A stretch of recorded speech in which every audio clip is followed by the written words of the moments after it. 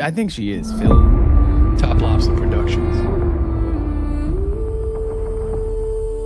In the shadows of the ancient ones, they never went away. They're still here today. Nephilim Death Squad. When the last trumpet sounds and the heavens crack, blah, blah, blah, blah. Nephilim Death Squad. Nephilim Death Squad. Death Squad. Death Squad.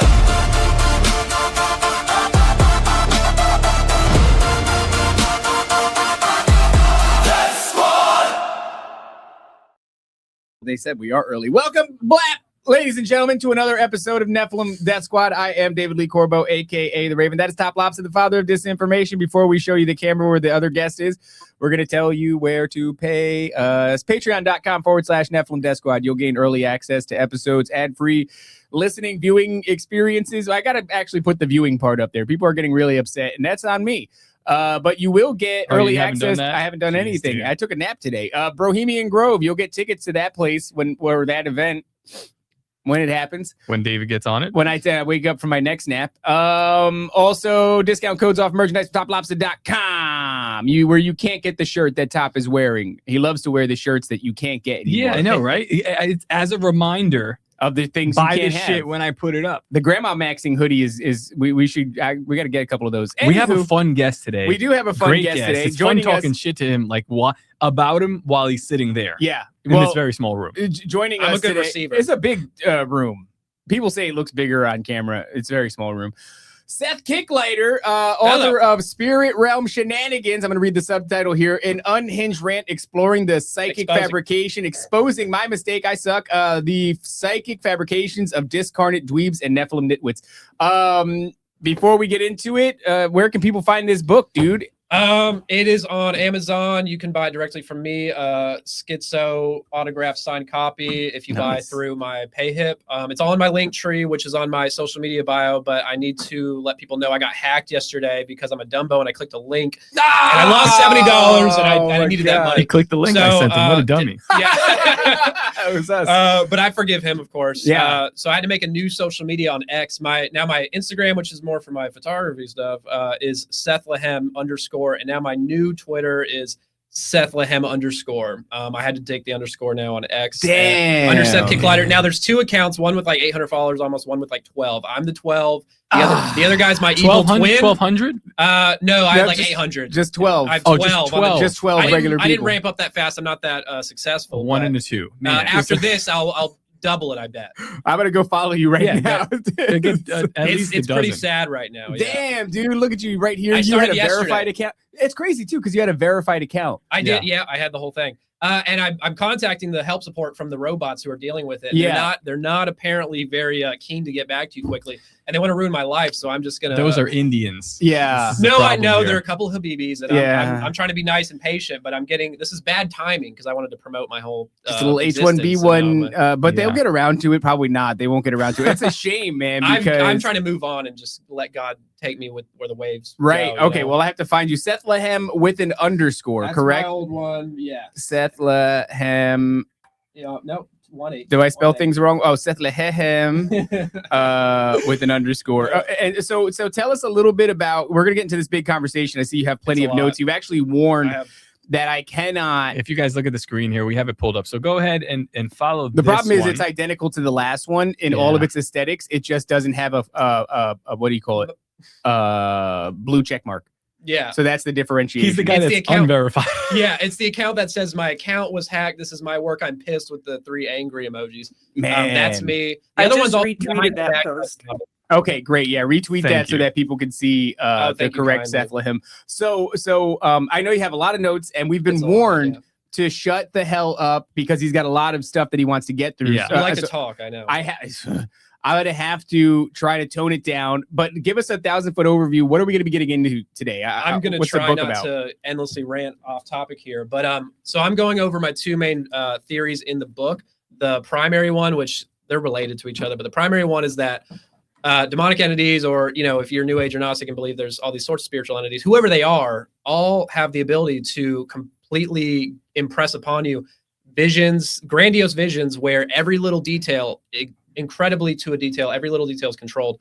And I think this is the mechanism they use for not only out-of-body travel, which is all fake and gay, as you guys might say, and then they also apply to past life regression memories, where you divinate through divination, you access them through hypnoregression, or even children's past life memories, which we're going to try to get to that near the end if we can, and how they're impressed upon children. And that's really dark and weird. So wait, so you're saying they can, you're talking about fabricating the entire world? The entire world is completely fabricated. Does that apply to remote viewers who are viewing all the data? Interesting. Remote viewing is lower, I like to call it like lower CPU usage. It's much less immersive than astral travel. So if they can do this for astral travel, which I will prove very quickly to you, they can easily do this for all the data funneling in RV data. And a lot of it's impression based and download based, of just intuitive knowing. That is very powerful. And once you realize how calculated the control goes is there, it kind of factors into every single thing, because when you're out of body, they control your intuition, your perception, they guide your, like they tell you, they admit to it, the out of body travels that people use for reference to go, I want to try this. I want to do this. And I did it. I went out of body like 80 times. My bad. I didn't know it was wrong. Whoops. I didn't know.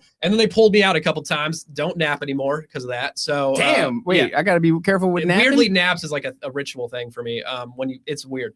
I don't know. It's like a consent thing. I don't like the whole napping. Wait, don't besmirch napping. Naps are consent? No, it's complicated. I might get into that later. You've given consent. No, it's because I used to. Yeah. It's like a ritual. I did it on purpose. I slept 5 hours a night, 4 hours a night, because a book told me to, a channeled entity, because I'm retarded and I believed it. And they told me to sleep less and nap occasionally, and you'll get out of your body real easy. And they were right. Oh, because it's the ritual of doing that. Mm-hmm. I can feel. Yeah, I'm already upset. Because I have so many questions I want to ask, but I have to allow him to get through this. Well, I want to, before you do start, how does one get into this, and how does one start writing this book at this length? I mean, you've compiled a lot of it. Seems like your writings, and a lot of it seems like stories that you're compiling. And it's a lot of excerpts, and it's a lot of just explaining lore itself, and then it's my analysis and comparing to other lore and how they can't coexist with each other without being. The only explanation for all of it coexisting is it's a coordinated operation with vision control. Mm-hmm. And that is something I will prove very quickly when I get into the details. But because I'm going to read excerpts from the lore. Now, the excerpts are in my book, so it's from my book, but I'm reading excerpts from, a lot of it's going to be from Robert Monroe's trilogy. Can I touch your notes? You can touch them, but you can't. Something else. Be careful. Look at that. I mean, this is like, we're not going to get through it all. It's embarrassing. No, it's not embarrassing at all. This is so prepared as shit, dude. I wanted to be prepared. I know. Hey, I'm a little youngster, and I'm a goofball, so people aren't going to take it seriously until I get into it more. Well, it's a big concept. You're a listener of the show, correct? Yeah. So you've heard a lot of the things. The audience has heard a lot of the things, and it's not really about this is form over function, right? It's not the form that the information comes in. It's the function, and people will be able to determine whether or not this adheres to patterns that people who are more intelligent than us have come on the show and laid out. And I have a feeling, just based off of what you're saying, it's evoked a lot of questions already that I don't want to start uncorking, but I can tell this is going to be really fascinating. So I mean, man, start wherever the hell you like to start. Well, I wanted to talk about vision. Concept number 2 and the theory of that, and then break that down, and then we'll get into the vision control stuff. So the second theory I'm presenting in my book breaks down the channeled spirit releasement therapy methodology of, largely popularized in the 90s and 2000s. I don't know if it's big anymore. No one talks about it. It upsets me that it's not a talking point anywhere unless you're looking for it. Spirit releasement therapy, which I'll explain what it is later. But spirit releasement therapy? Yes. And there's manuals on this. There's full book manuals that I've read and I've dissected and cross-examined with other books. So whenever you compare that, it's a false healing method where demons are basically masking themselves as characters. So they play, and all channeled work, you have demons masking as ghosts often, or they'll sometimes claim to be demons, but they'll retard themselves to be, a different level of intelligence and give you a different image of who they are. Okay. There'll be aliens, all sorts of aliens, because there's so many out there. And they will also be soul fragments, parts of yourself that are split off that you need to reintegrate. So that's the shadow work, right? I guess you would call it that as well. Yeah. That's like the idea of like a daemon, like having to integrate the daemon into yourself. And you have to consent to it. You have to ask for it. Why do you have to ask for it? And then you have people. Now, I got to legally be careful here because I don't want to get anybody in trouble, especially myself. But you have Christian deliverance methodology like those of, I focus on heavily Dan Duval. And, these are opinions. Dan Duval. If there's any lawyers listening, these are opinions. Dan Duval? Dan Duval was on the confessionals. He's like, he kind of looks like me. Now that you mentioned it. Don't say that. He's short. He's short. Okay, well, pretty And short. you're like medium as hell. All right, hell Thank yeah, you. dude. Hey, That's, man. dude, that's nice. Hey, boy, fucking you like this medium. guy. All right, cool. Yeah. So Dan Duval, you have a sort of a gripe with his I methods? have a major gripe, and he's the most defamed person in my book, attemptively at least. And I say that legally, safely, because they're all things that he's said. I'm taking excerpts from his own words. Yeah. Oh, he do look a little familiar, like you. He look a little bit. He's got that tone a little bit. Yeah. Okay. He was on the confessionals talking about portals. He's blowing up right now on Taylor. I would love to go on the show, but he's had Dan Duval on 4 times, and a lot of other people who I disagree with, which is fine. A lot of opinions out there.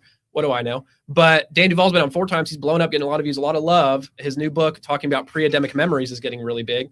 And that's an interesting concept. And pre-Adamic memories, which by the way, he accesses via these same methods SRT does through a hypno-regression type state, trance state. Naps. And they access them through getting controlled visions. And they never get past life memories because they don't believe in that. But whenever you do past life regression through a New Age therapist, you will absolutely get past life memories, and you will never hear once of a pre-Adamic memory ever. A little weird how they don't.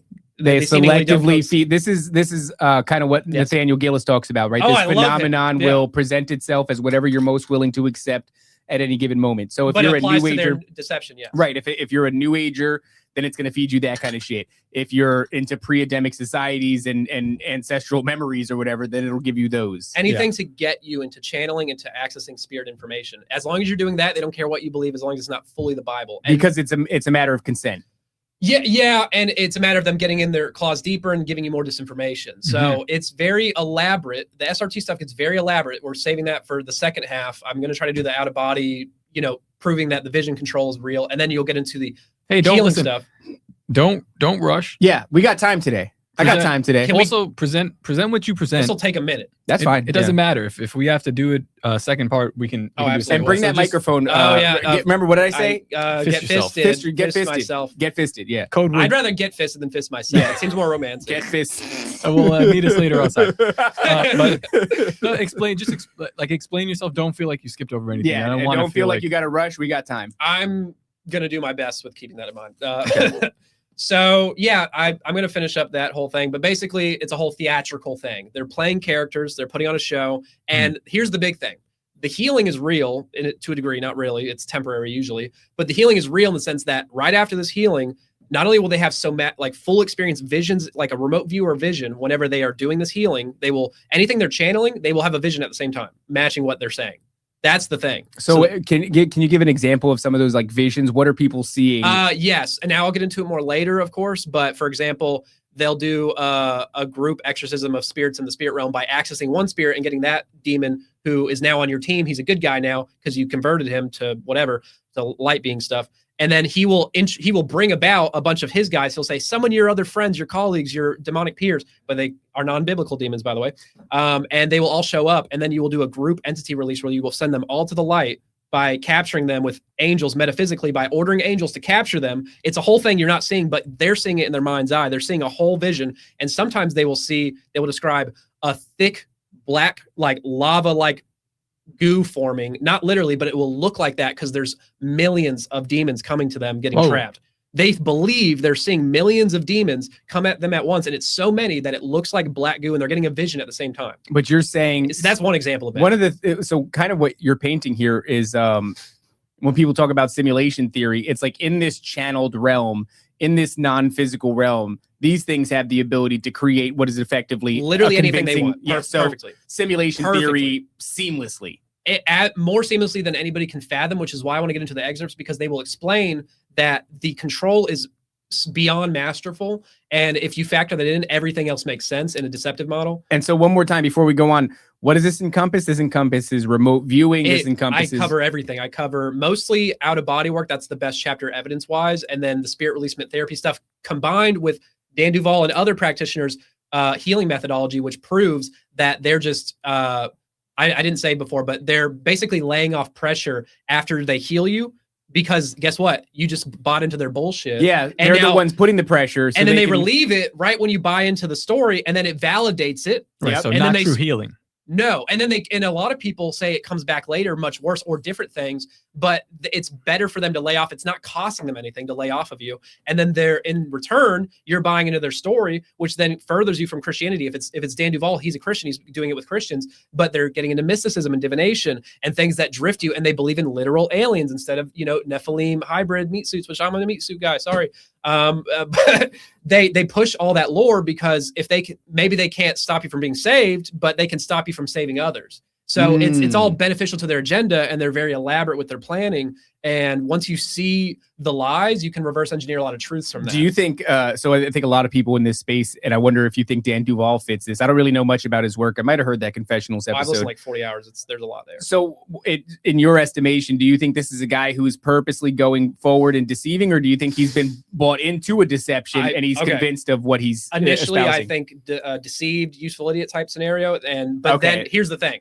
When I get into the specifics, like his teaching others to integrate their soul, which is, integrating demons. Once integrate your soul. You have to consent. You have to ask them to. You have to beg them to, and they will. You don't have to beg. What is he saying? That what does it mean to integrate? I don't skip it too much, but he basically teaches people that his spiritual drought ended, by the way, whenever he integrated his soul, and he's never had a problem spiritually accessing information since then. And he had his own pre-Adamic memory, and then boom, he can access other people's pre-Adamic memories. And he thinks God's divinely planning it out for him, but really it's demons playing a game with him over time to get him to develop this whole cosmology that is expansive and aligning. He uses the same terms like ascended masters. He encounters ascended masters. He says ascended masters. He uses those terms like theosophical shit. Oh, that's sketchy as exactly. shit, dude. He doesn't say ascended masters around me. Fighting words. Yeah, dude. I like that. He uses the terminology though, and it's slightly rebranded largely. And the pre-Adamic memories, like I said, is a rebranding of reincarnation memories. And how are they accessing these immersive, emotional memories that have an effect on the people experiencing it if they're not controlled, deeply ingrained visions, impressions? And the download of information alongside it is also a factor you have to keep in mind, because they're like, oh, I just know that this is the truth, and I know this is me, and I know that was my ex-lover in a past life, and boom, boom, boom. I just knew it. That's what it really comes down to, right? All, it's like, but it's all orchestrated. And guess what? You consented to it when you did that practice. So that's where it's like, you want to get power and learn all these occult secrets. Oh, you'll learn them, but they ain't going to be true. You asked for it. That's what God's kind of saying, I think. Yeah. And I got scripture to back it up. We're going to get into 1 Kings 22 near the end of the out-of-body stuff. And that is the best example in the Bible proving my theory, I think. Okay. And we'll get into that, of course, because people don't talk about that ever for some reason, but it's a big story.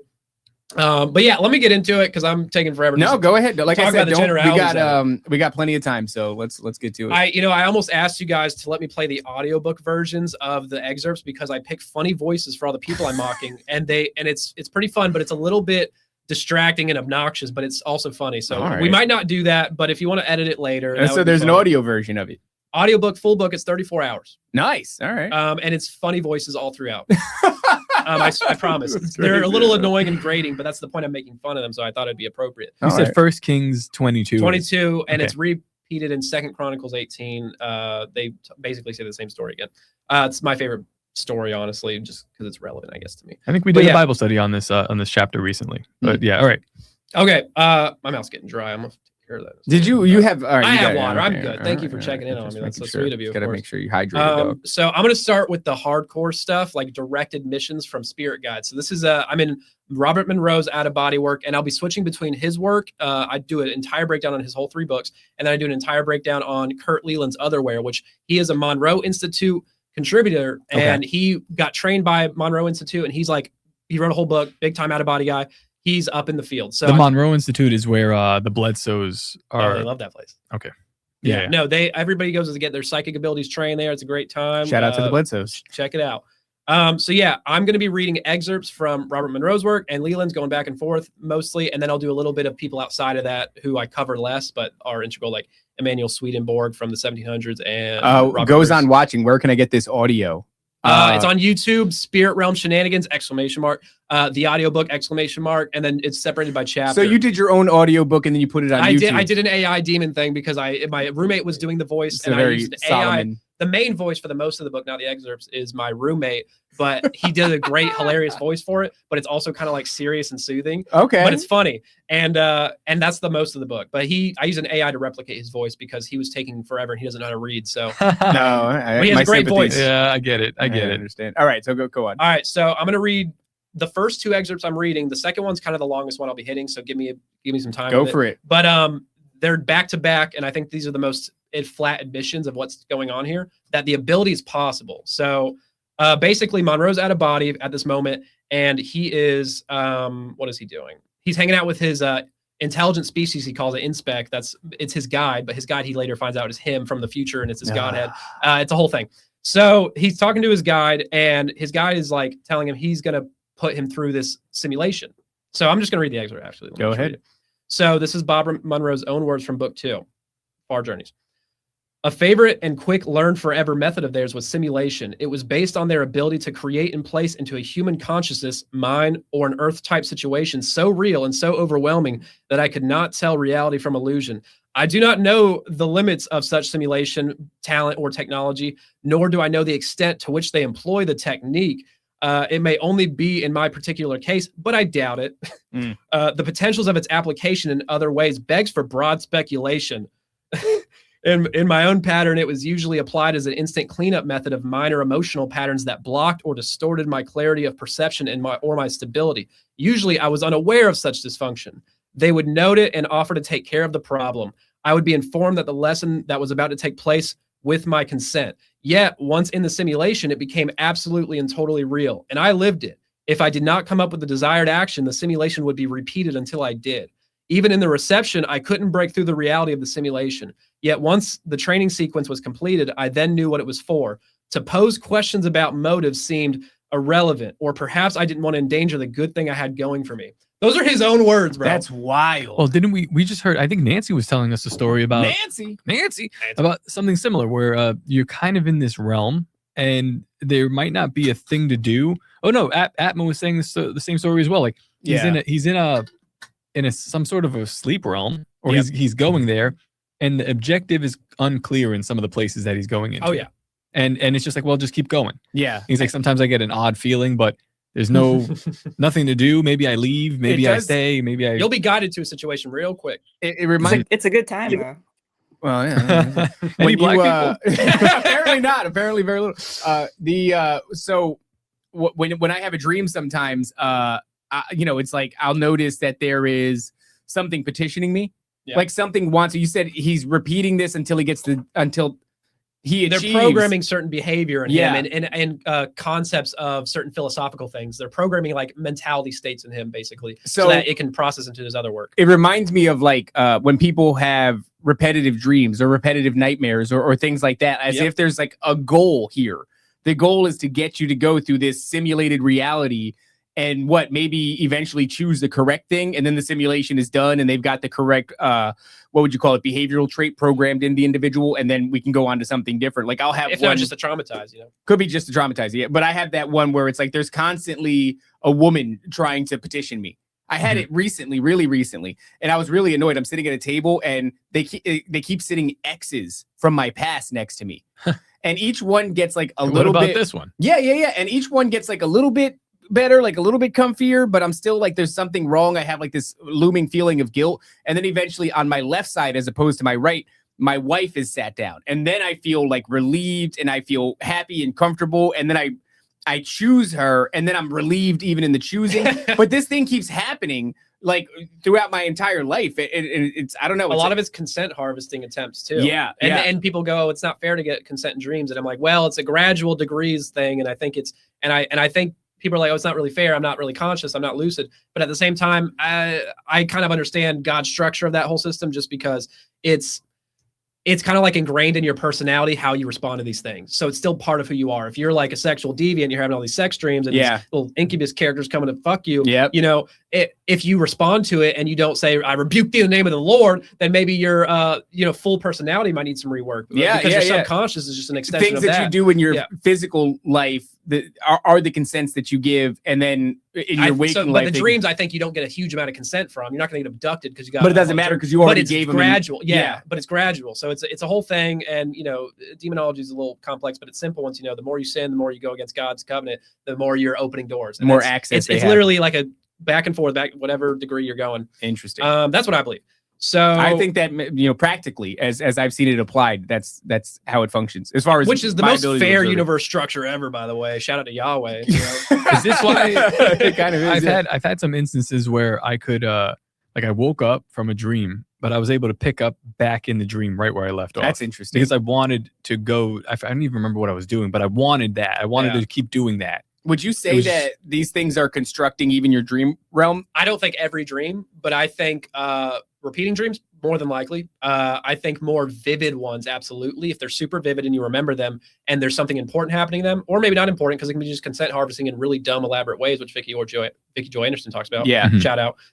But I don't think it's every dream, no. I don't think they have the manpower. I think they actually have, I don't think they're unlimited in number. So in your estimation, is there ever good things at work that are, because I mean, in the Bible, right, you're getting men get dreams and visions. Yes, I believe that. I just think that that's much less common, as the angelic / God side is much less intrusive and interventionist on a numbers scale by far. Demons are 99% of the time plus in these encounters. Now, if you're divination seeking it out, boom, it's demonic in my opinion. But if it's coming to you, it's more than likely demonic, and it could be angelic, but you have to judge it by its fruits. And does it further the kingdom in any way? Does it help anybody in Christ? Does it do any of that? Right. If it does not have any furthering in that, then God wouldn't have done it. So that's what I personally believe. Okay. Now we got to move on. Please go on. I'm sorry. I gotta get going. I said I was going to interview. No, you're good. That was a good banter. All right, we got it. So this is a banter at a minimum. We might need Seth in studio like all the time. Just be like, all right, that's guys, wrap it up. Wrap up the banter. I'm available for hire. No, I'm not. So yeah, I just want to clarify though. In the simulation, he admits he can't distinguish it from reality. We'll get into another one where it's another simulation from Leland, but he admits that, and he admits he doesn't know how much they use it, and that we should probably speculate on what this could mean for other, realms of avenues of exploration. So he admits to that, and he says he didn't want to endanger the good thing he had going for him, as in he doesn't know if he should question this, but he's having a fun time, so might as well keep it up. Sure. He said that, his own words, just saying. So now we're going to Kurt Leland's astral escape room situation, which this is a bit longer of a, I got to guide you through this one, but it's going to be worth it. I'm going to stop. This is going to be one of the silliest. There you go again. I'm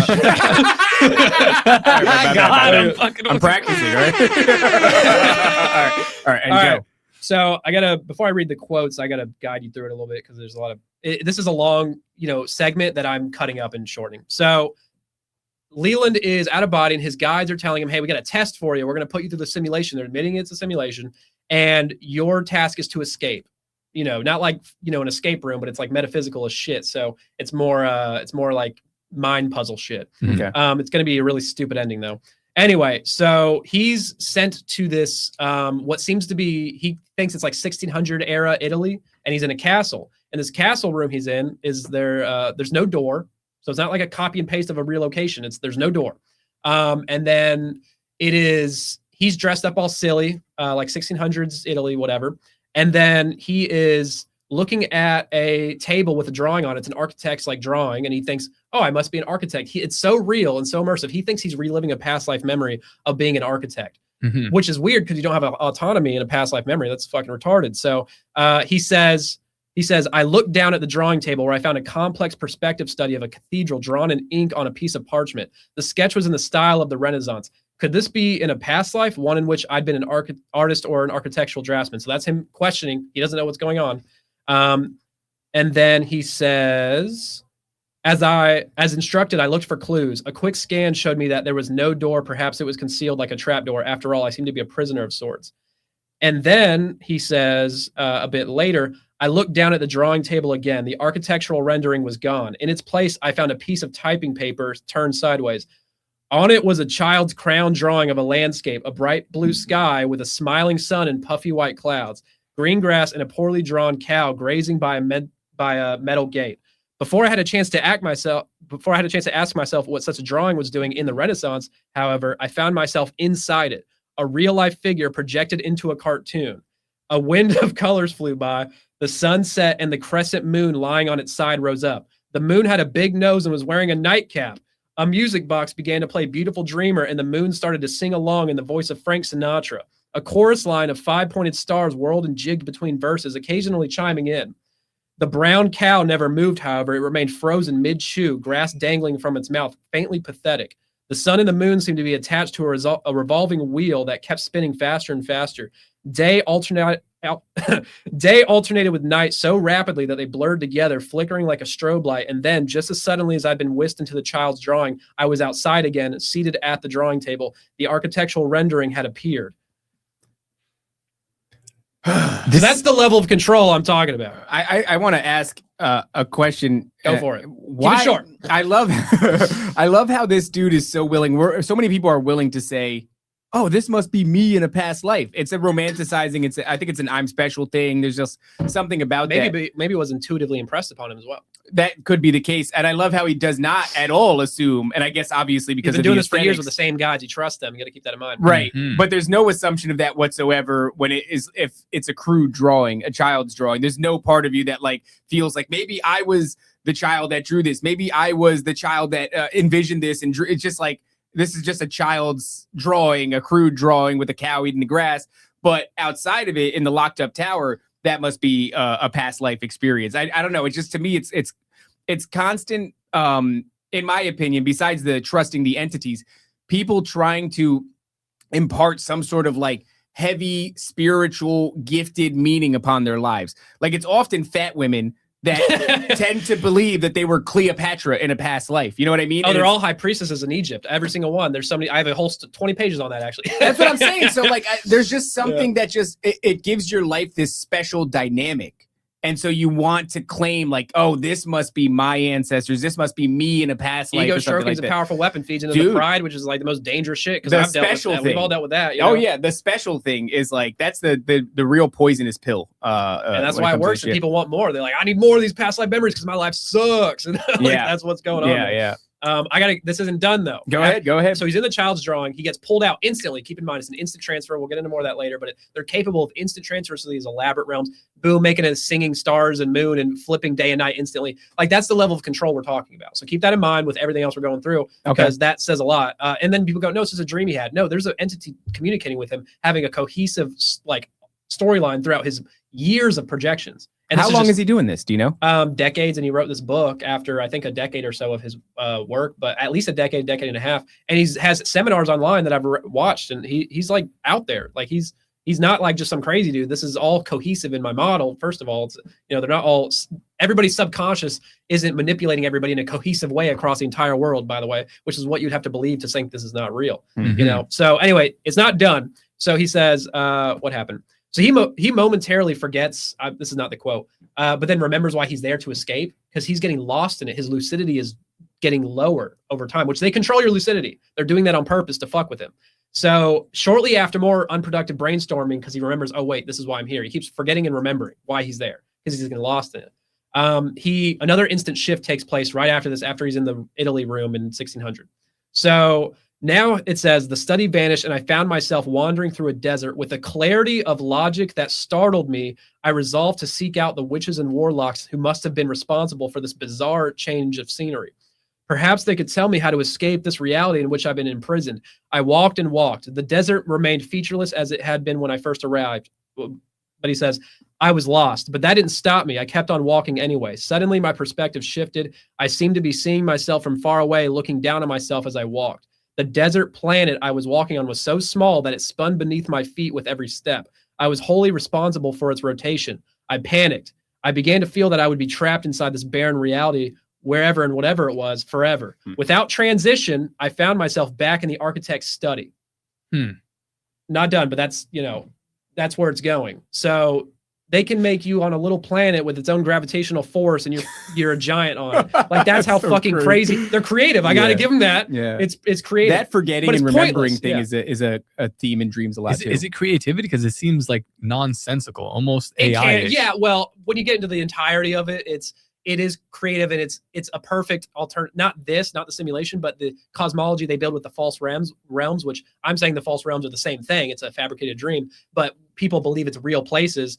And once you realize it's all fabricated in a very genius way to create this cosmology, I'm not trying to give any credit to them, but I'm just saying like it is the perfect deception, considering what they have to work with. And I think that's always been the greater plan to see which side you gravitate towards, truth or deception. But anyway, we're gonna move on. So I say this is not a quote.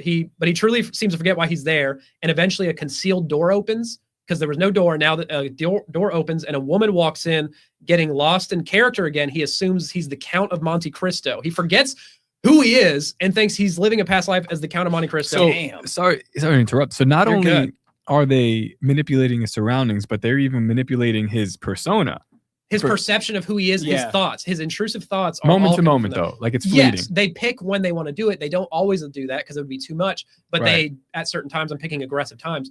Do you think that that's like their power capability kind of thing? Like absolutely. Okay. Assholes. Absolutely. No, well, no. I mean, like they'd have to exert a lot more power to manipulate. And if they can do this in the astral with this degree of simulation in a physical way, remote viewing is nothing.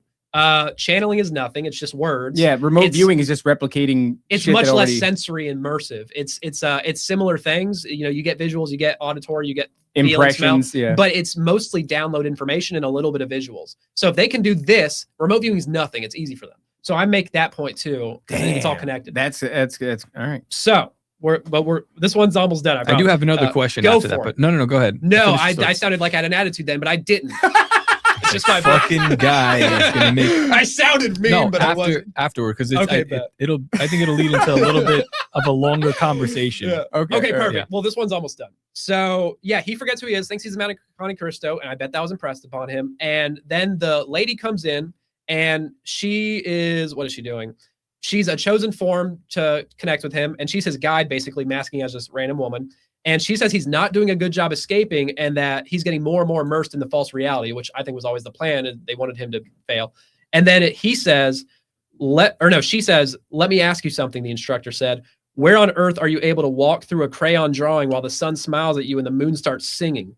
Your study contains bits and pieces from every historic period from the last 500 years. We threw in everything but the kitchen sink to get you to realize this was a dream. And we finally had to put that in too. All you had to do was realize the utter impossibility of everything around you were perceiving and tell yourself you must be dreaming. That's how you escape, is just realize, oh, this is fake. Finger count and all that. So is this, do you think that they're doing this on purpose though, to like belittle him and make him dependent on them? Dependent, yes. That's a big part of this, and we'll get into more of that later. But like dependent for guidance throughout the realm. Well, because if they can control his perception and his awareness of reality, couldn't it be that they're just dumbing him down to such a degree? Absolutely. And then coming up to him and going, look at how much of a fucking dummy you are. Here's a big thing I didn't talk about. And they admit to this. They claim that Monroe and Leland claim that their lucidity levels seems to be dwindling in these simulated realities. But in the regular out-of-body state, which is totally different, they claim that they don't have that problem. Now, I don't think that's because the whole point of that is so that they can go, see, your lucidity's fucked up only in the simulations. But when you're outside that, they're controlling the whole thing. But when you're outside of that, that's how you know it's real. So that's how because otherwise they'd be revealing too much by admitting this. Assholes. So it's elaborate, but so I think that's the whole point of that. Yeah. And really they control your lucidity the whole time because it does seem to fluctuate in other areas. They just don't talk about it as much. That's interesting. But in the simulations, boom, they get lost in it real quick, like a dream. You know, I had that recently where I had this dream, and I remember when I'm going in the mighty name of Jesus, and I keep saying this over and over again because I'm having something that feels negative. Yeah. But I can't. I actually have to. I'm like struggling in this dream. I'm like, what am I saying? What am I saying? What am I trying to convey? Like, I was really struggling with trying to. We were comparing it to like that fucking Eggman game in Sega Genesis, where it's like, what am I supposed to do here? Yeah. What's the level? There was something like I was dumbed down to some degree where I couldn't. I was on repeat saying a thing, but I couldn't conceptualize what it was that I was trying to convey. And I knew that it was important. Like if I'm just saying the mighty name of Jesus to stop an experience, they don't want you to do that, so they'll slow you down if they can. And they were slowing me down if that's what was going on, in the sense of like, what are you saying? You're just saying like a bunch of noises. And I'm like, fuck, what am I saying? Like, what am I saying? It's funny. It was hard, man. It was hard. Anyways, we're going to move on to rote simulation, which is, I try to go in order of things that are correlated with each other, but it's going to fluctuate. The question before we forget, what kind of power are they? I don't know. Is it like an electricity kind of power? What are they doing to power this simulation? What do they need? Well, it's not technology, and some people might disagree with that, but I think it's incredibly clear once you read the total work, what I'm presenting here, that it's just consciousness. And are you going out of body, leaving your body, or are they coming in and doing it? If they can come to your dreams and you're not leaving your body necessarily, and maybe both is happening, who knows? I don't think it matters because you're not really going to the places they're taking you. It's all fabricated anyway. So it doesn't totally matter, in my opinion. But as far as the power goes, I think it's just consciousness control. It's an ability that God endowed them with. And I talk about that in the outro chapter and why I think that is, and the deeper big picture to that. But I think God allowed it this is the tool of deception, but it plays into our hearts because everything we're getting out of these false deceptions is because for the most part, we sought them out. Yeah. For the most part, I'm not going to say everything, but for the most part, we sought them out. People are deceived, and I feel bad for people who are deceived who are good people. But that's why I wrote this because I wrote it mostly for New Agers and Gnostics. Okay. Because Christians, can use it as like, battle information of reverse engineering deception, no doubt. And a lot of them believe in reincarnation apparently, which is, I'd break that down quite a bit. But I wrote it for New Agers and Gnostics who are in this realm, and I was in that realm for a while. I didn't really identify with it too much, but I read all the lore. I read like 80, 90 But this books is the idea that you would realm. have these experiences, and then you would say, came out of it, kept the hair. what you would say like, oh, Christianity and the Bible doesn't address this. These are just simple people who have simplified this, but I have access to this. I'm going to these realms. I'm having these experiences. Yeah, theosophy is all about experience. But if you can like pull those people, you say, hey, your experience is real. You're having it. But it's not real, tangible. It's not real in the sense that it's nothing beyond a simulation that these things are generating for you. Yes. Exactly. Okay. All right. So we're going to go on to the rote thing. So rote is Bob Monroe's kind of his own word he created for a thought ball energy packet, a download. It's basically a download that any entity in the astral can give any entity in the astral. And so basically it can be just information, like a complex topic. Instead of communicating with you back and forth, there's like, here, take this and you'll understand it immediately. So it can be easy disinformation there because you just plant a whole bunch at once. Yeah. Which a lot of abductees and Fringe and everybody talks about, oh, I got a download. I instantly knew all these complex things. And I forgot it maybe somewhat, but I instantly knew all these things. That happens all the time. That's the same thing for the guy who made the Matrix. He was like, came to me in a download. Are they able to take that back? Once they give it to you, can they take that packet back? A lot of it, when it's super dense, like fades kind of like a dream. Some of it's retained, but the details might fade. But here's what I'm going to get into is it's not only just downloads of information. I don't think taking it back is real. It's like you get it, you got it. It's not like you can go in and just pick it out like a file. I mean, I guess you could if they wanted you to, but it's all controlled by them. Like I said, it's not your accessing it. It's they're going through it. And we'll get to the Akashic Record stuff in a bit. Randy Goodwin, who we spoke with about SRA, when he says he like helps people get delivered from some of this programming. Through the astral? I don't know. People do that. It's the shaman thing. More of the I think it's more satanic ritual abuse shit. Yeah, satanic. But he does it through like regular deliverance. There's all techniques. sorts of different types and subcategories of deliverance, and I talk about that in the book of how even people doing regular deliverance and regular exorcisms, I believe, are being deceived, and the demons are acting out as well. They act in everything. When they possess people, they're acting. When they're doing these simulations, they're acting. It's funny because actors are possessed. Yeah, right. There you go. This guy knows. Yeah. So I don't think every demon interaction is necessarily a full orchestrated thing, but I think a lot of it is, and they're teaching the exorcisms their methodology because they don't get their methodology fully from the Bible. They get it from trial and error from exorcisms, which means they can be taught methodology, which is what is happening. Okay. And that's the Dan Duval thing for sure, but we'll get into that more later. Super deceptive. Yeah. Anyway, the guy says these people are just concerned about recovering whatever they've put soul into. Fragments? They're more like their intellectual property or some shit like that. Yeah, like the programming that they've put into this person. Once they're released, they're like, they come back, they take it, they're like, all right, next subject. I struggle with that too. I don't know what that it's means. Well, that's for another time, and I got to make sure I know what you're saying before I say anything. But if it's regarding like soul fragments and stuff, which we're gonna get into later, let me know if it matches up. But it's largely a deception. Okay. But which is sad because the SRA people have had enough to deal with, and now they're getting deceived through these healing mechanisms, which is really fucked up, which is why I'm, talking about this stuff. So the rote thing is a download, but it can also be an instant transfer to a simulation, which they don't call it a simulation. It's just you're in a rote. But in this rote that Bob gets, I call him Bob, Robert Monroe. I call him Bob throughout the book. It's very disrespectful. Bob. He meets an astral entity named Z-55/Lou, L-O-U, all caps. That's a dumb name. Stupid. That's his name. What was it? One more time. Z-55/Lou. L-O-U, like not Lou, but L-O-U. It feels like they're like they're trying to make alien bullshit. It's stupid. But it's like dumb. C-3PO. But it doesn't like register as like legitimate at all. Anyway, so this character is like explaining to him what happened to him in his past life on a different planet, not Earth. Giving him the whole and he's thing. like, what happened? And he's like, I don't want to explain it. Just take this, and it's a rote. And he instantly gets transferred to a simulation, and in the simulation, he is walking around for a few minutes as a person in a body, or in a fake body, but it feels real, like I said. And he's walking around, and he seems to blend in. So either he's in his body or somebody else's body who looks like the species that lives there. But he says they're all humanoid, and it looks like Earth, but not quite like Earth. It's a little weird, but it's similar. So he's walking around, and he encounters some people and has some awkward interactions back and forth, and encounters some military types. Like it's basically like Earth, slightly different, alternate universe vibe. And then a tsunami comes and wipes the whole fucking place out, and he dies in this simulation, and then comes out. And then that's his friend going, see, I died in that tsunami.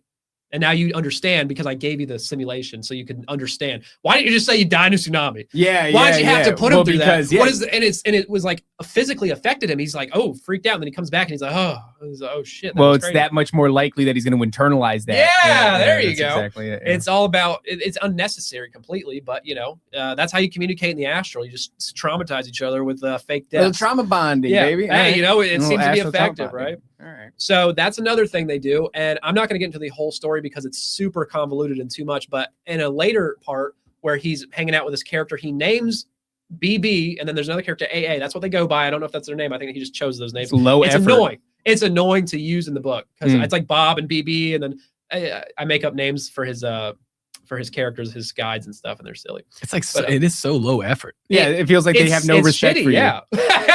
Like, what's your name? They're like fucking Zimbabwe, whatever. Well, they didn't pick this guy because he's like, mentally the most strong suited. You know what I'm saying? So you got to keep that in mind. They're picking a useful idiot who's going to do whatever they say.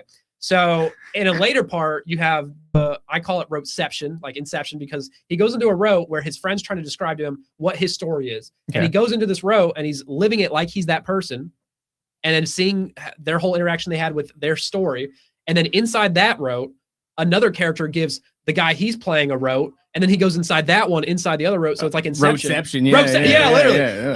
And he's going inside another one, and which basically means you can probably, Russian doll that thing and go infinity on a technical term. And that is, he's not going into another one. He's really just switching. That's all. That's all it is. But they want you to believe, and it creates a perception you have to back out of all of them. Yes, right. And there's some weird shit there we'll get into later when I talk about my own stuff. But it is absolutely just switching, and it seems like you're going inside another one, and that's what you are impressed upon to feel. Yeah, and it's all cohesive. I've been there before, and I remember the fear that was evoked in like knowing that every time I wake up, I'm still in one.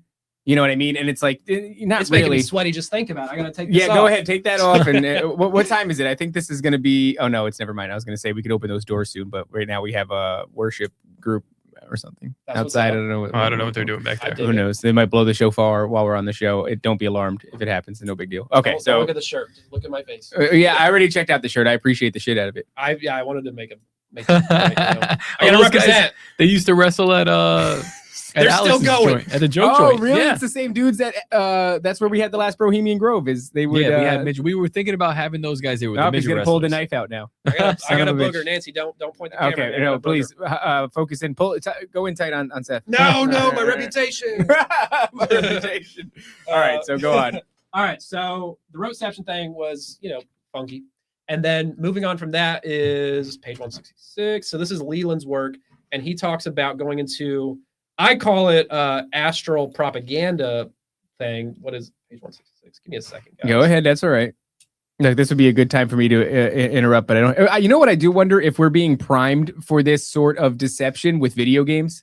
Oh, I mean, sure. Or if we're emulating, like sometimes systems on Earth emulate like heavenly systems. And I'm not saying like their deceptions are heavenly systems, but the idea that we're here creating entire simulations that are more and more immersive, that are more and more like reality.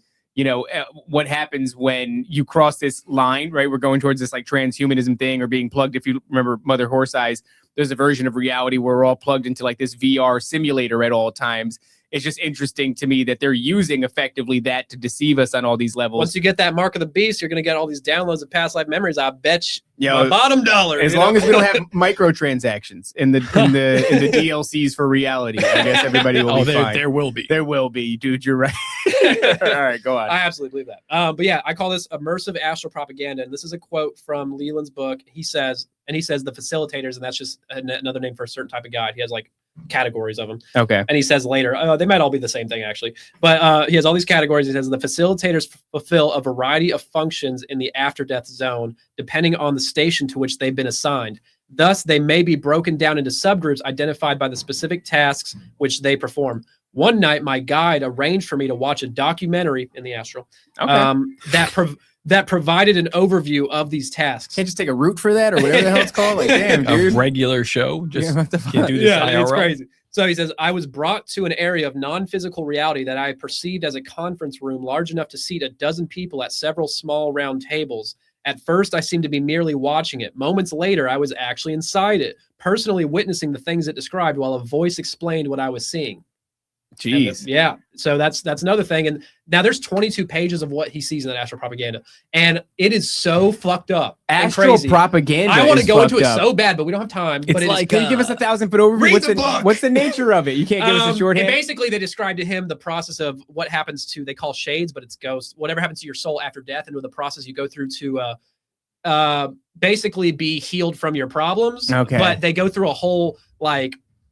Isn't that once again like shadow work, integrating the shadow? But it's in the after death zone, and they go into 22 pages, and it's crazy the shit they say. It is horrifying. You know what it's like? It's like that episode of Rick and my favorite episodes of Rick and Morty where they're doing the intergalactic TV. Oh, true. Oh yeah, it's really funny. Just whatever. Yeah, I just love the idea that you can't even go to the astral to escape propaganda. Like they still have it. It's like they got Jews there too. They got Jews there too. Oh, yeah. The astral Jews. Oh, all right. That's so crazy. That's crazy. We got more though. I'm not done. No, go for it. Yeah. Not even close. So I call this next one "Gentle but Firm Hands." Nice. And this is Monroe's first book, and he says, "One of the greatest enigmas of this whole affair is that someone, or more than one, has been helping me from time to time in such experimentation. Perhaps they are with me every time, and I am just not aware of them. I do not know who these helpers are or why they are helping me.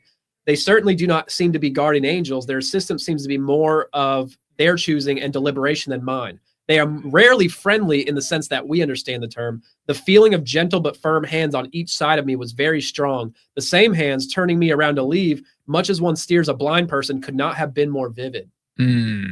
And he's experiencing this while he's in these altered realms. Yeah, like I said, you have autonomy to a degree. They control what you do, where you go, for the most part. And then they let you think you have autonomy, let you roam around, but they're guiding you intuitively to go some places, and they're also physically pushing you around in the astral, and they're invisible. That once again does remind me of just certain dreams where like, you know when you become kind of sentient in a dream, like you're still being guided. Yeah, you're still like, you've been doing a whole bunch of shit.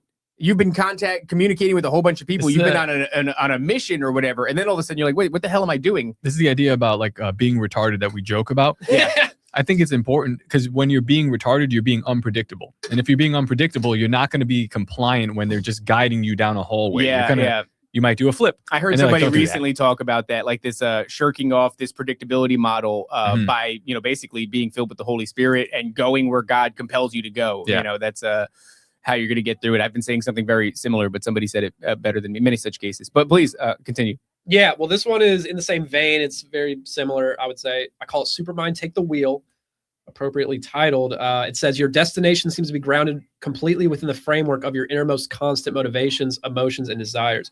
You may not consciously want to go there, but you have no choice. Your supermind, in parentheses, soul, is stronger and usually makes the decision for you. Again, admitting I don't have full control. These people do, but I trust them. This is interesting because it's almost like if you don't give your life over to God, like something's going to steer you. Even if you're in this astral dreamscape, whatever the hell it is, and like you something put your else. faith in them fully. Yeah. So it's like you're going to be filled with some spirit. It has to be the Holy Spirit. You have to be servant to something. If it's not Jesus, it's going to be something else that's going to be steering you. I wonder if the functionality of giving your life over to Christ actually does bleed into these things where it's like, if you're in this dreamscape that they've created, good luck steering my actions in my astral body or what the hell ever. I've given my life over to Christ, and I'm obeying the Holy Spirit. Do you Vicky think? Joy Anderson talks about her dream harassment. She's not doing divination, keep in mind, which would change things. If she was, they would be much more control because they're getting consent that way. But when she's attacked in the astral, in the dreamscape, she talks about how she can sometimes gain autonomy, or that her father will be sent messages from some spiritual source telling him to pray over her, and boom, she's saved. So there's people working on the good side, of course, but if you're doing divination and choosing it and you're deceived, you're on your own. That's the difference. So if you're a victim to harassment, and you have the Holy Spirit, it's different. It's not the same thing. When you said there are people working on the good side, what do you? I meant they black. Black angels. They're like the Globetrotters, but invisible.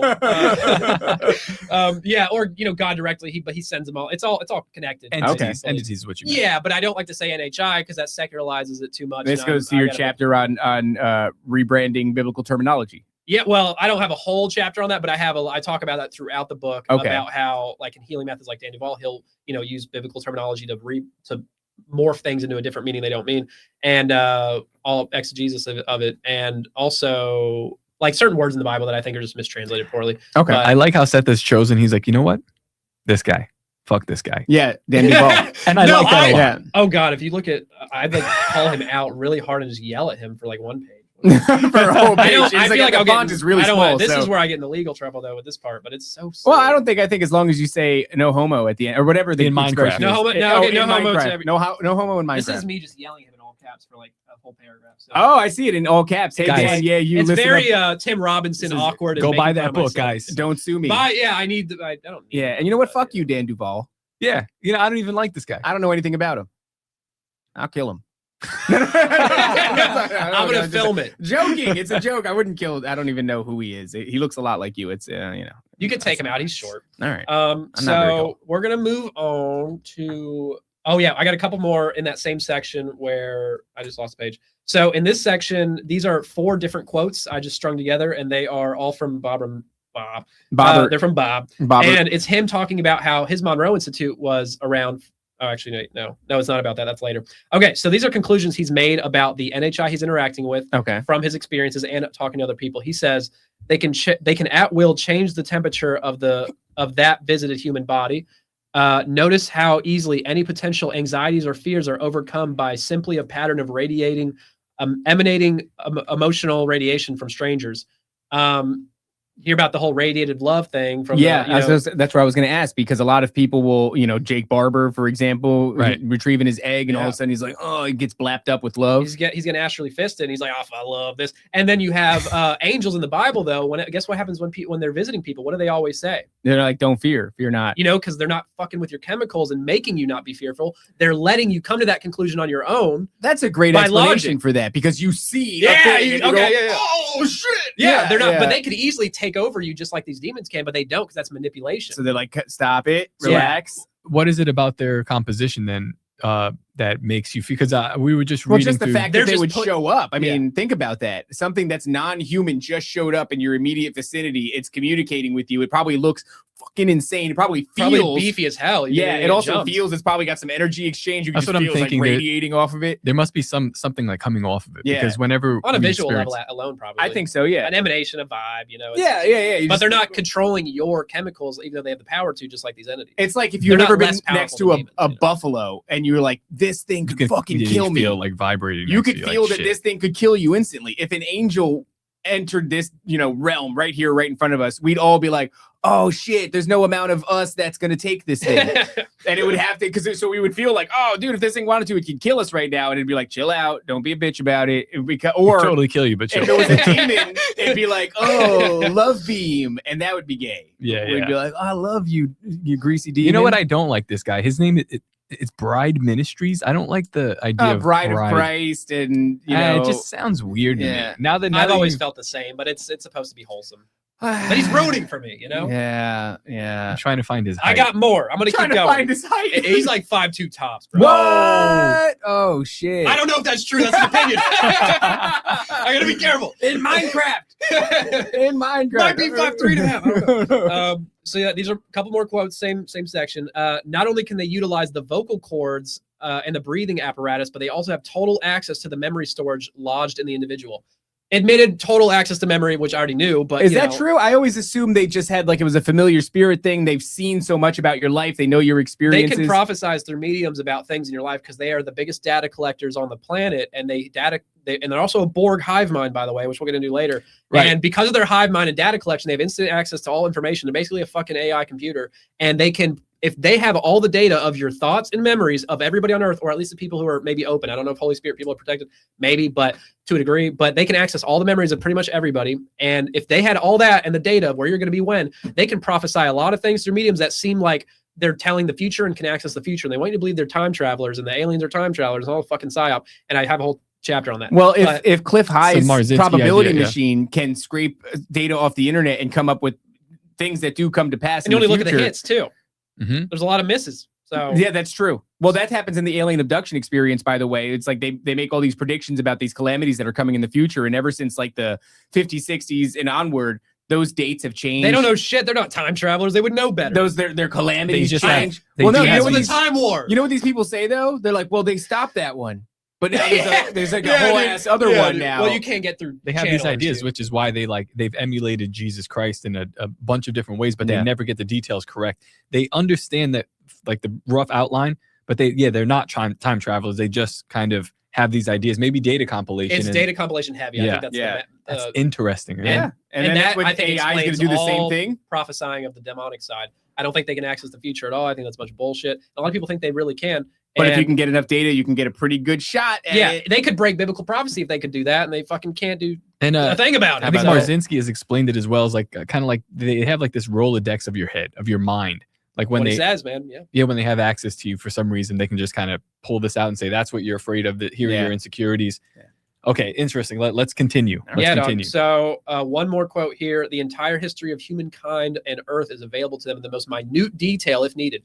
Akashic records, which is a bunch of bullshit we'll get into. Yeah. But so yeah, I'm gonna go to the next section, page 146, and then this is Bob talking about him accessing the Akashic records of his own life, like his own memories. He's looking in himself, no homo, and he says big homo. Yeah, well, technically. Yeah. And he says, as he's looking into himself for these memories, he goes, I immediately encountered the expected, a layer or file, library or mainframe containing every moment of my life to date, with more pouring in that matched exactly my thoughts and actions as I conducted the investigation. This was far more than memory as we consciously think of it. Upon selection of any given point in the past, I relived the event in every detail, down to each minute sensory input, thought, and emotion. I soon realized supermemory was not altogether pleasurable. With such an intense hindsight, one becomes all too painfully and sadly aware of the many irrational decisions made, the stupid mistakes, and the missed opportunities. Yeah, he's reliving his own life, not a past life, his own life memory in full, every sensory detail, and has perfect memory of it. Now, are those perfect details? Are they filled in gaps from the demonic who are just filling in the gaps? Or are they accessing true memories? I think it's the latter, but it could be either technically, and it doesn't matter. The fact that he's going to experience that, and he might forget the details, and then when he remembers them in his memory reliving, he'll go, "Oh yeah, I remember that. That totally happened." And it's all these like awkward things, and you're like, "Oh shit, it's too much. I don't want to access this," and it deters you from like seeking further. But it lets you know all consciousness is connected and everybody can access whatever they want at all times. It's the Akashic records. Yeah. That's the whole point. That's the universal hive mind, universal consciousness. Yeah, they want you to join the board, man. Join the board, right? In your opinion, is this what the telepathy tape kids are tapping into? Don't let me go on a tangent about it, but I do have a chapter on it, and it's my least confident chapter because there's so much conflicting data, and I could probably figure more out if I read more. But I've listened to the whole telepathy tapes. I've read Joe and Franco's, or I've listened to his couple of podcasts. I've not read his book. I have it. And I'm waiting to read that because I've listened to other podcasts saying things like James and Franco with Christian children, or Christian parents, or maybe not even Christian, but they're saying stuff about Jesus and encounters with Jesus and the hill. And I'm not going to say I'm 100% on it, but I know for a fact there's deceptions going on there and that demons will masquerade as Jesus and angels. Absolutely. And some of these kids are deceived in the new age, and some of these kids are Christian and they're saying a lot of pro-Jesus stuff, which I love.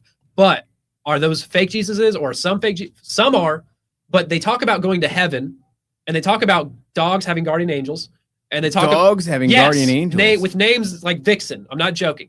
And I have and they talk about going to heaven, and Mother Mary escorted them there, and they held Mother Mary's hand. And then one quote from a child, and the mother's very nice, and she did this podcast. Very nice people. I'm not trying to talk shit, but she says that her child who went, or maybe some other child, one of these kids, the celebrity tape kids, went to the astral, boom, goes to heaven every night for a couple weeks, which I don't know how that furthers the kingdom. Maybe it does.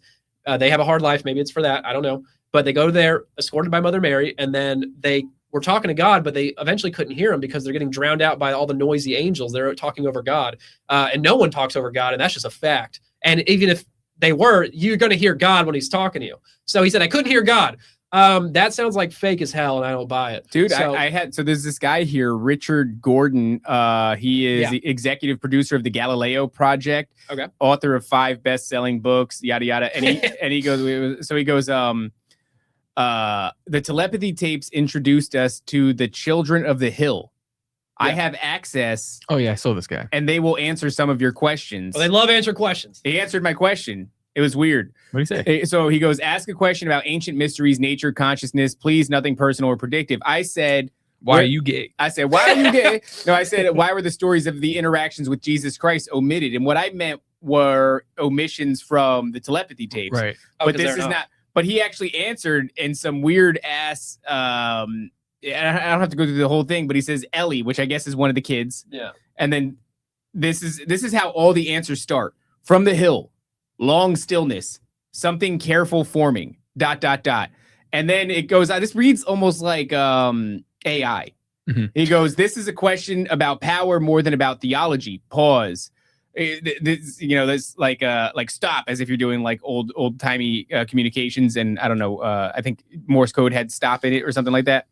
The canonical Gospels, Matthew, Mark, Luke, and John, were selected from a much larger body of text in the Council of Nicaea in 325 CE. But it's just like he goes on his whole thing, and I'm like, are kids giving you this? Like, this sounds kind of like bullshit. And then he goes, why it was omitted, what was omitted and why. And then he goes on to the Gnostic Gospels, and he continues on. And I saw something interesting at the end. He goes, that story is not specific to Christianity, is a recurring pattern of every tradition where genuine mystical experiences meet institutional preservation. The experience survives. It always has. It finds new vessels from the hill. It is finding them now. Hey, Seth. What's up? The fuck? It looks like any kind of retard could have a best-selling book. I guess so, dude. I got a chance. Hell yeah, dude. You're saying there's Absolutely. a chance. I'm trying, man. I feel like this dude is straight up lying. Yeah. Yeah, I don't know. Maybe not, dude. Sorry about the tangent. No, you're good. And I have potentially darker thoughts on the entire thing there, but I don't want to get into that now. I'm going to forward this to you. You check it out on your own time. Please do. Because Yeah. it might bear something interesting. I can't read. And so let's just go on. All right. So please continue. So then we're going to Leland's work again, and he talks about the 3 types of shadow worlds. Now, I'm just going to read it and I'll get into an analysis, but he says they're waiting for a bus, an astral bus. They're waiting for a bus to the alternate was worlds, where they'll experience what things would have been like had they made other choices at major turning points in their lives on Earth.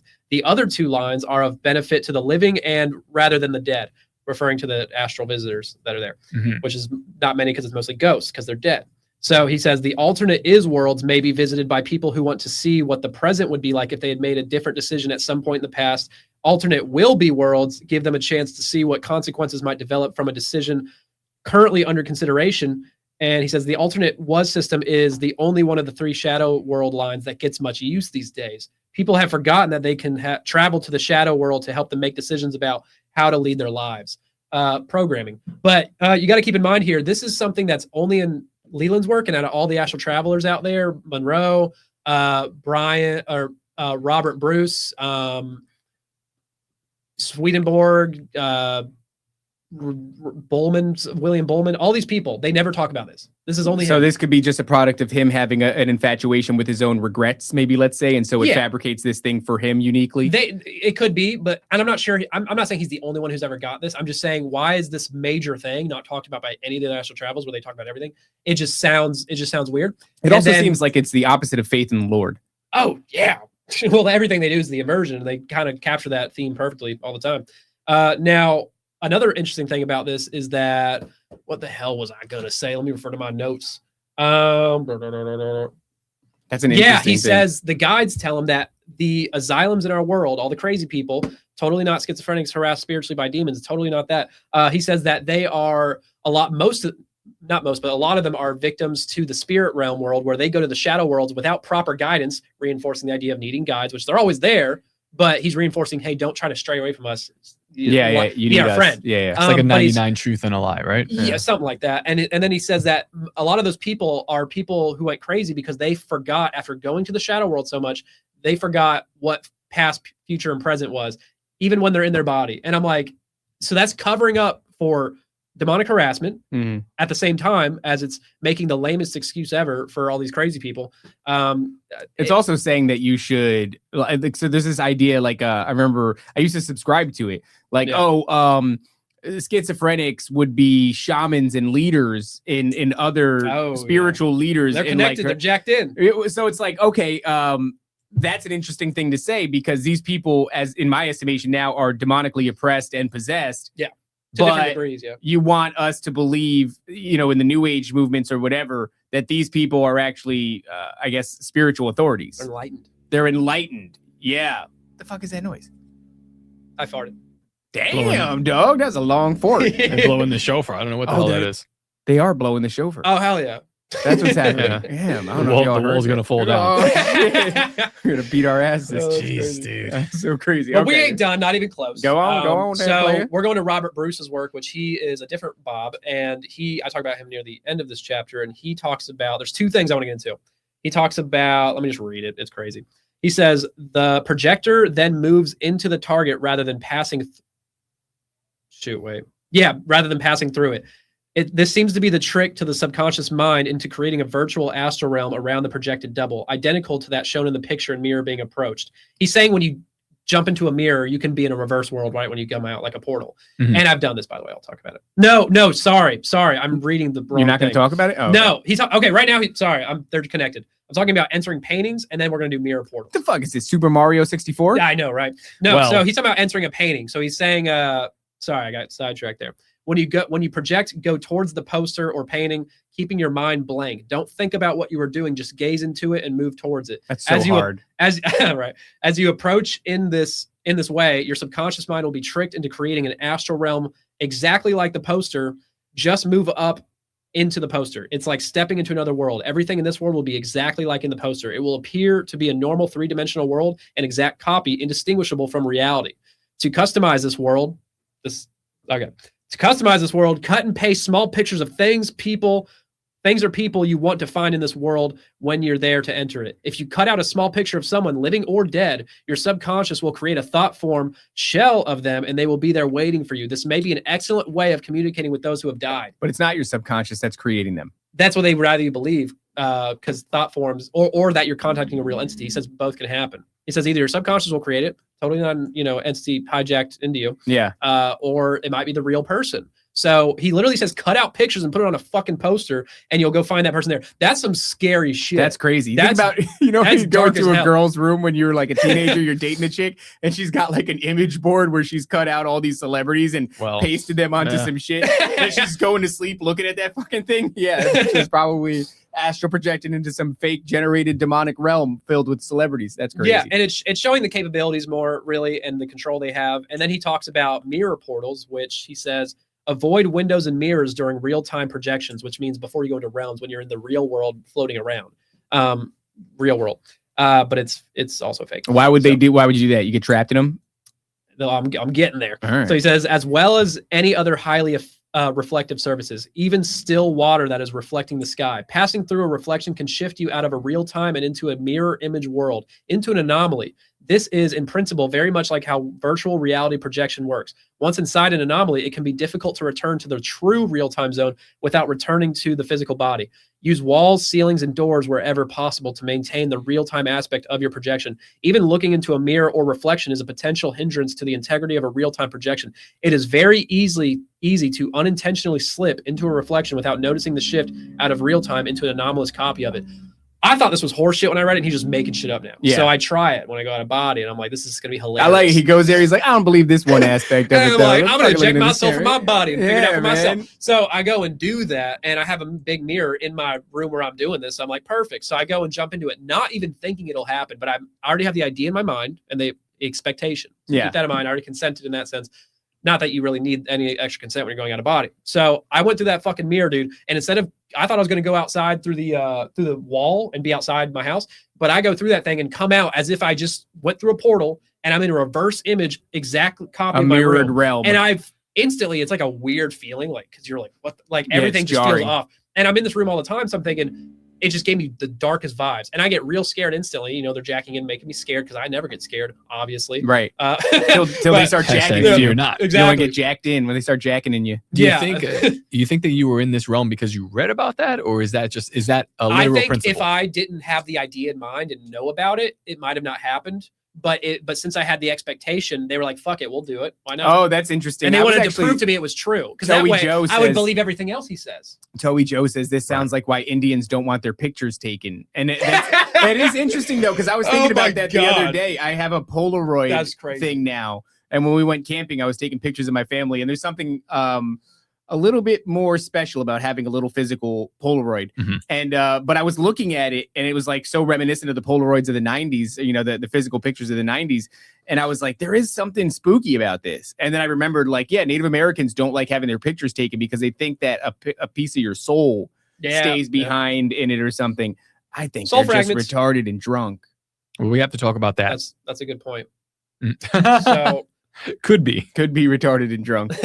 So I did that whole thing, and I went through it, and I immediately, my thoughts that are running through my head, I freak out because I'm getting like anxiety now. I'm astral panicking, and I'm thinking, wait, if I go into I see my body, reverse body. I'm like, if I go into that guy, am I going to come out crippled and gay and maybe right-handed because I'm left-handed? Imagine. And I was like, do I have to start, you know, cheating on my girlfriend at the time with a slightly different woman, like who's also left-handed? Exactly. And and all these thoughts are going through my head, and I go back through the mirror, come back into the normal realm, and then jump into my body. I was like, that was a close one, guys. I almost got lost. So do you think that's a layer of deceptive perception? Like you didn't have to backtrack out of that mirror. You didn't have to. I don't know. I could have gone back to my body, probably been fine. I obviously trying to find out, though. But I don't know if they would have allowed it. They might have just not let me go in because it's not. They're creating the projection. It couldn't. You know what I'm saying? It's not working. You got to go back to the mirror, asshole. And I went. Yeah, exactly. Yeah. So that's what I did, and I was so scared I was going to be trapped in this reverse image universe. That's interesting. It was the most retarded thought that's gone through my head. All that. I love how horrifying slightly backward shit is. That's why Toad is so off-putting.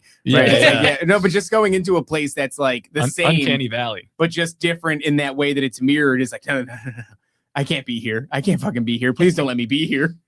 That's interesting. You're gonna love this next one. I call this one "I turned you into motherfucking grass and you ate that shit up." And that's the name of the chapter. The sub chapter. There's like sub. Okay, got you. There's a ton of them. I organized the book very well, except my whole presentation's out of order as well. No, it has to be. I couldn't tell. I put it. Thank you. That's very good. So he says, "This is Bob." No, Leland. This is motherfucking Bob. Motherfucking Bob.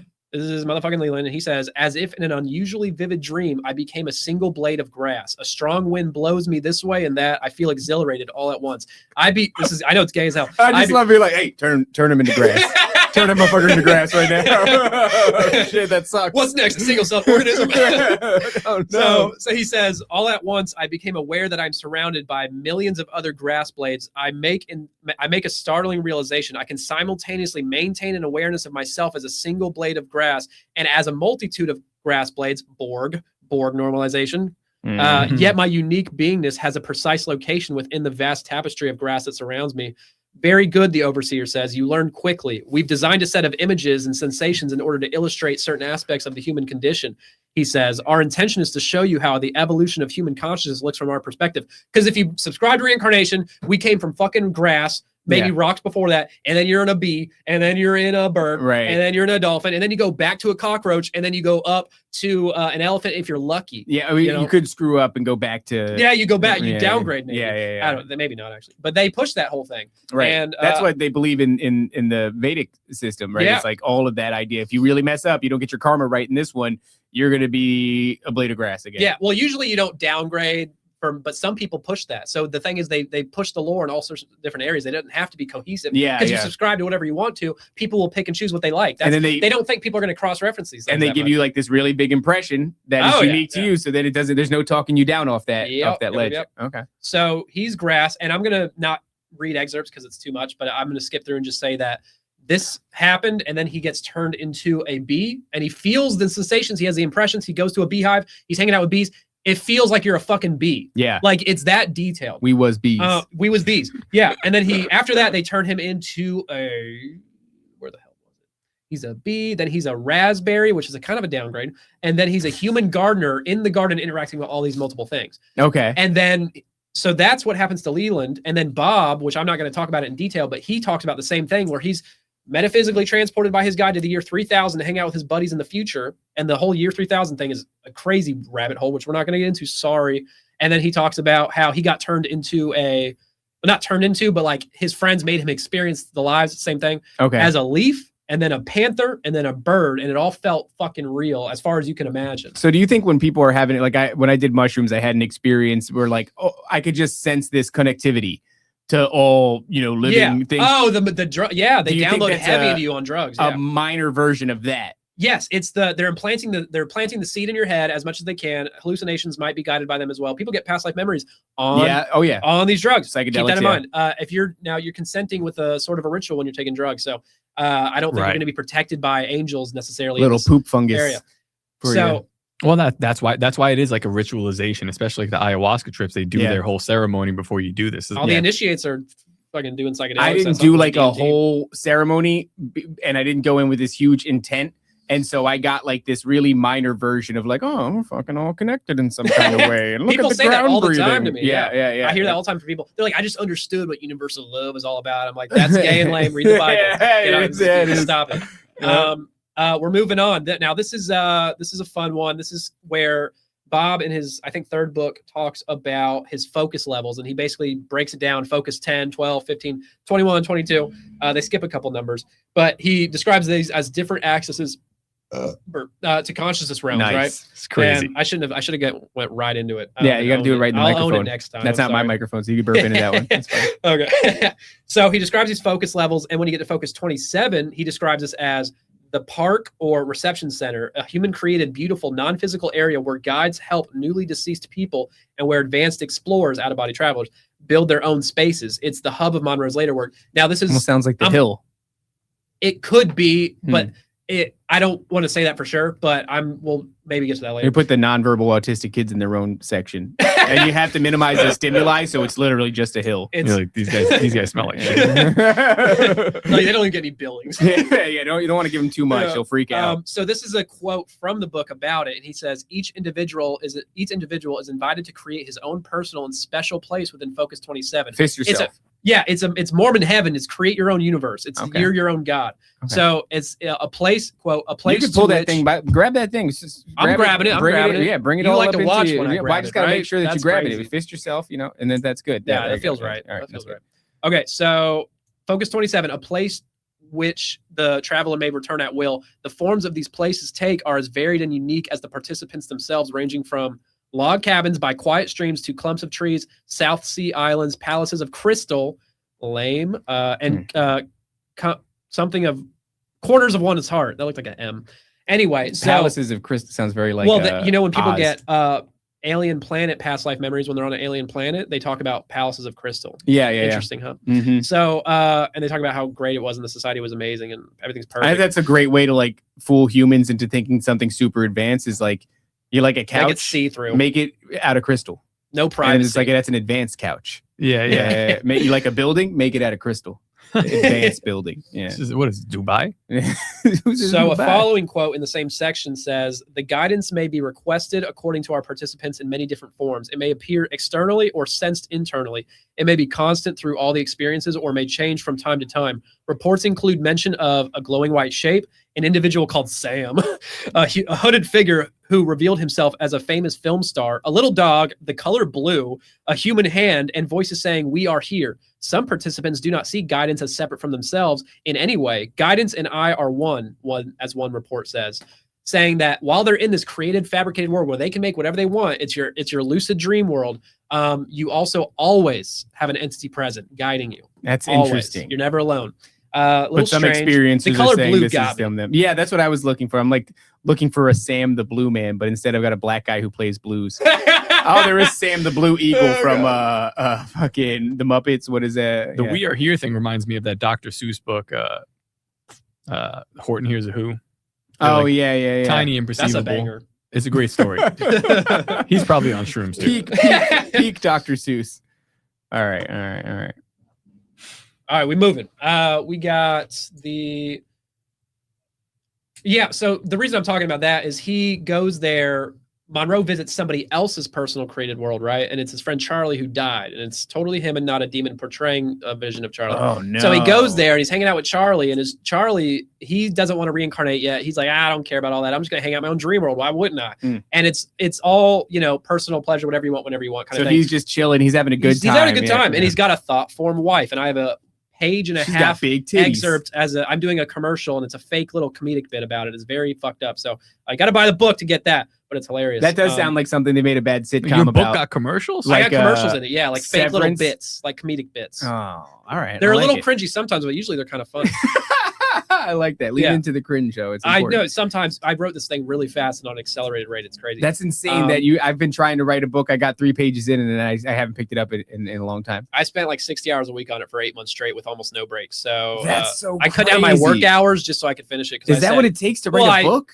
Well, I went crazy and I wrote a long book, and it's actually 600 pages if you have regular size font. So maybe 550. Oh, what the hell? I got to dog? flex on y'all. I got to. I got I have 3 no pages choice. and I made the fonts like super I couldn't big. fit it without making it 2 volumes, and I was like, shit, I got to shrink it. Old people I are know mad you at have me. a book, but then you've got a book of notes. Well, I wanted to do this thing right, man. And All you right. gues are deflowering me on air. I got We're to. not I like doing it this. right. This is we are. crazy. We are. It's gonna. Listen, we're not even on the second half, man.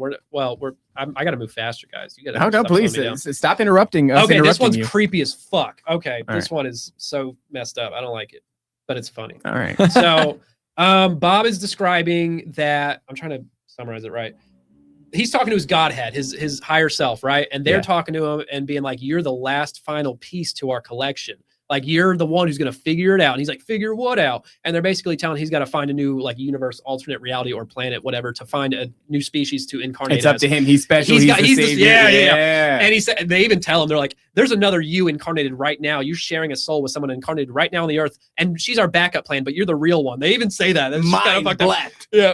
You know, he got blapped for sure. So he's saying that, so they're telling him that he needs to do all this stuff, and he's getting like, this is a lot of pressure on me. There's a lot of pressure on my astral shoulders right now. And they're like, no, we'll calm you down. It's okay, baby. Come here. And yeah, so they do some wah-wah stuff, and they say, we can help you with that. We can show you a sample of the support you have here in our own cluster. Do you wish to see this? And before I go on, this is his Godhead, which is a culmination of, they claim, over 1,000 incarnations of Bob in the past and future, because they're outside of time. That's so crazy. He goes, how many of there are, he at one point asked, how many of there are you in there? They go, we stopped counting after 1,000. Shut the fuck up. You can know, you know everything. God. You can't give me a number. That's so That's crazy. such a rounded off fake number. Fuck and they're you. asking him for his consent too. Do you want to know this thing? Which they don't need to ask. Yeah, but it's additional. Yeah, it's additional. This like sounds training like a dog. It sounds like Rick and Morty. This just sounds like Rick and Morty. Yeah, it where you're does. describing like nothing really makes sense. It's all kind of like loose around the edges. It's super sci-fi shit. Yeah. Super sci-fi shit. It's fun. Oh, it is fun. Oh, I had a fun time with this stuff. That's fun. All All right. right. You're wrong. So they're saying we're going to show you a sample of our support. So they're going to show him a vision that is their support, and it's creepy as hell. So he's like, "Do you wish to see this?" He goes, "Please." ... This is him describing the vision, and he says it weirdly and loosely with like dots in between them, so it's like different thoughts. So just keep in mind, it's weird. Thousands of hands reaching out to touch me, eyes staring at me with joy and hope, overwhelming radiance I know is love sweeping over me into every part of my being. All of these I am, we are. And emotion, from the bittersweet smell of success to the pain of parting, mixed with fun and laughter, the anger of ignorance, the blindness of belief without foundation, the beauty, the sound of singing voices. And then his Godhead says, "Does that help you?" He goes, "It does." "Is there more?" Damn, bro, already on more. Dude, so they just hit him with the bukkake of everything. Dude, Damn. they literally gave him this. It's just creepy, man. Like, I get they have nothing better to do. Thousands of hands. They're showing him a vision of like all his little, like his Borg is all collected together in a little like wormy barrel. And they're like, "Hey, we love you." So it's like once you consolidate all these thousands of yous, you get to come. Non-physical, I guess. Yeah. You're going to get to come. That's crazy. That's so crazy too. How simple are we where it's like, "You're special. Don't you want to come?" And we're like, "Yeah, dude, please." Oh my God. Just let me squirt. Just stop. I just need to squirt so bad. Oh my God. Oh, shit. And we're moving. So I call Oh, this God. section "Bob has defeated God," which is, a Damn. big and, false statement, of course. Right. But he basically not much later after this event that I just talked about, Bob is hanging out in the astral when, doing his thing, unaccompanied apparently. And he is suddenly unable to travel or move, and he's frozen in place. Okay. which is a very meta sleep paralysis thing going on. And he hears a voice in his head, which is described as cold and admonitory, which, you know. What does that mean? That's what he says. And I'm assuming it just means like cold and, you know. Emotionless, maybe? Yeah, like just kind of a dick, but not like emotionally like intense. Just That's almost indifferent. Yeah. I would say that. Okay. So this is God, apparently God, or entity claiming to be God, saying, I am the Lord thy God, whom you serve. Pulling the thighs out, very KJV. I like it. Yeah, very classy, little thigh. you know? That is a great way of like really fucking. You're like, well, this must be the guy. Literally, nobody. There's no way says you die. can just make that up. Yeah, no one talks like that. So he says he's describing it loosely again, like the last vision, and he says a feeling of intense pressure, as if I am dissolving. Now I am in water. My lungs are full of water. I must have air. Get rid of the water. No, it can't be. It isn't so. There is no water. I have no lungs. I am being made to think this is where I am. It is an influence. I know it is not so. The pressure releases. I can feel fingers of energy probing for the core of me. He's getting I fingered. can stop this. Close the receptors. Close tight. I remember how. And then God says, you do not remember. You do not remember. He screams it. He's screaming. Hell? And God's looking like a little bitch right now. Not really, but Not you know, really, the fake yeah. one. I'm sorry. And he says, but I do. I remember the tests. They were so real. I am ready for this demanding energy. It cannot harm me. But what is this? What God can this be? It cannot harm or affect me. Bitch, you're in an astral headlock. What are you talking about? So then God says, do you not accept me as your God? And he goes, the idea of a God that threatens amuses me. I let this idea flow out. God says, do you not fear me? And then he says, Bob, I release a picture of me blowing apart again and again into a million fragments and reconstructing after every explosion. Okay. And then God says, you are damned. You are no more than wasted energy of me. Who is your Lord? And then Bob says, narration, the energy fades to a tiny point and vanishes. He just defeated God. What? Asked me to take a spot, but Feel is that free. what he said? Yeah, You we're can having have a a good time. seat. stayed on track. Without, it's so far, but I got a lot to go. Yeah. All right. Goodbye, Matt. Bye, Matt. He It's nice offered to seeing sit you. down, but we also, I don't know how to select an additional camera from this vantage point. He can That's sit in a- my lap. I don't mind. That's a really strange. It feels like a psychedelic experience. Well, dude, this whole thing, this is to remind people, this is the level of detail they're capable effortlessly of. That's what you were talking about earlier, where it's like people that don't think, you were saying this off camera, but people that don't think these things can like present to you an image of Jesus. They think, even Christians believe, a lot of them, that the astral's real and that you're just not supposed to go there. And it's like, no, it's fake. And if it's real, then it doesn't coincide with biblical cosmology whatsoever. So you have to keep that in mind. That's They fascinating. just don't know about it because they're not reading these books like my dumb ass did. Uh-huh. So yeah, he basically, now why does releasing this mental fart make God disappear? God of the universe, apparently. Now, this is not, I'm not going to cover other ones probably, but this is not the only time in the book where they go through an elaborate means to make you think less of God and try to paint. That's exactly what it sounds like just happened. Yes. And also he sounds pathetic as hell, the way they're making him portray. Yeah. And Bob's batting 1,000. Nothing can hurt him. Bob sounds like a pathetic, self-assured asshole though. But he's, he has he would disagree with you, of course. Now, this is part of their bad press campaign for God. Not that they believe God is the true God. They think there's other gods above him. They push all Gnostic, Sophia bullshit. But it's funny that they're still trying to defame him in many ways, and they do it a lot.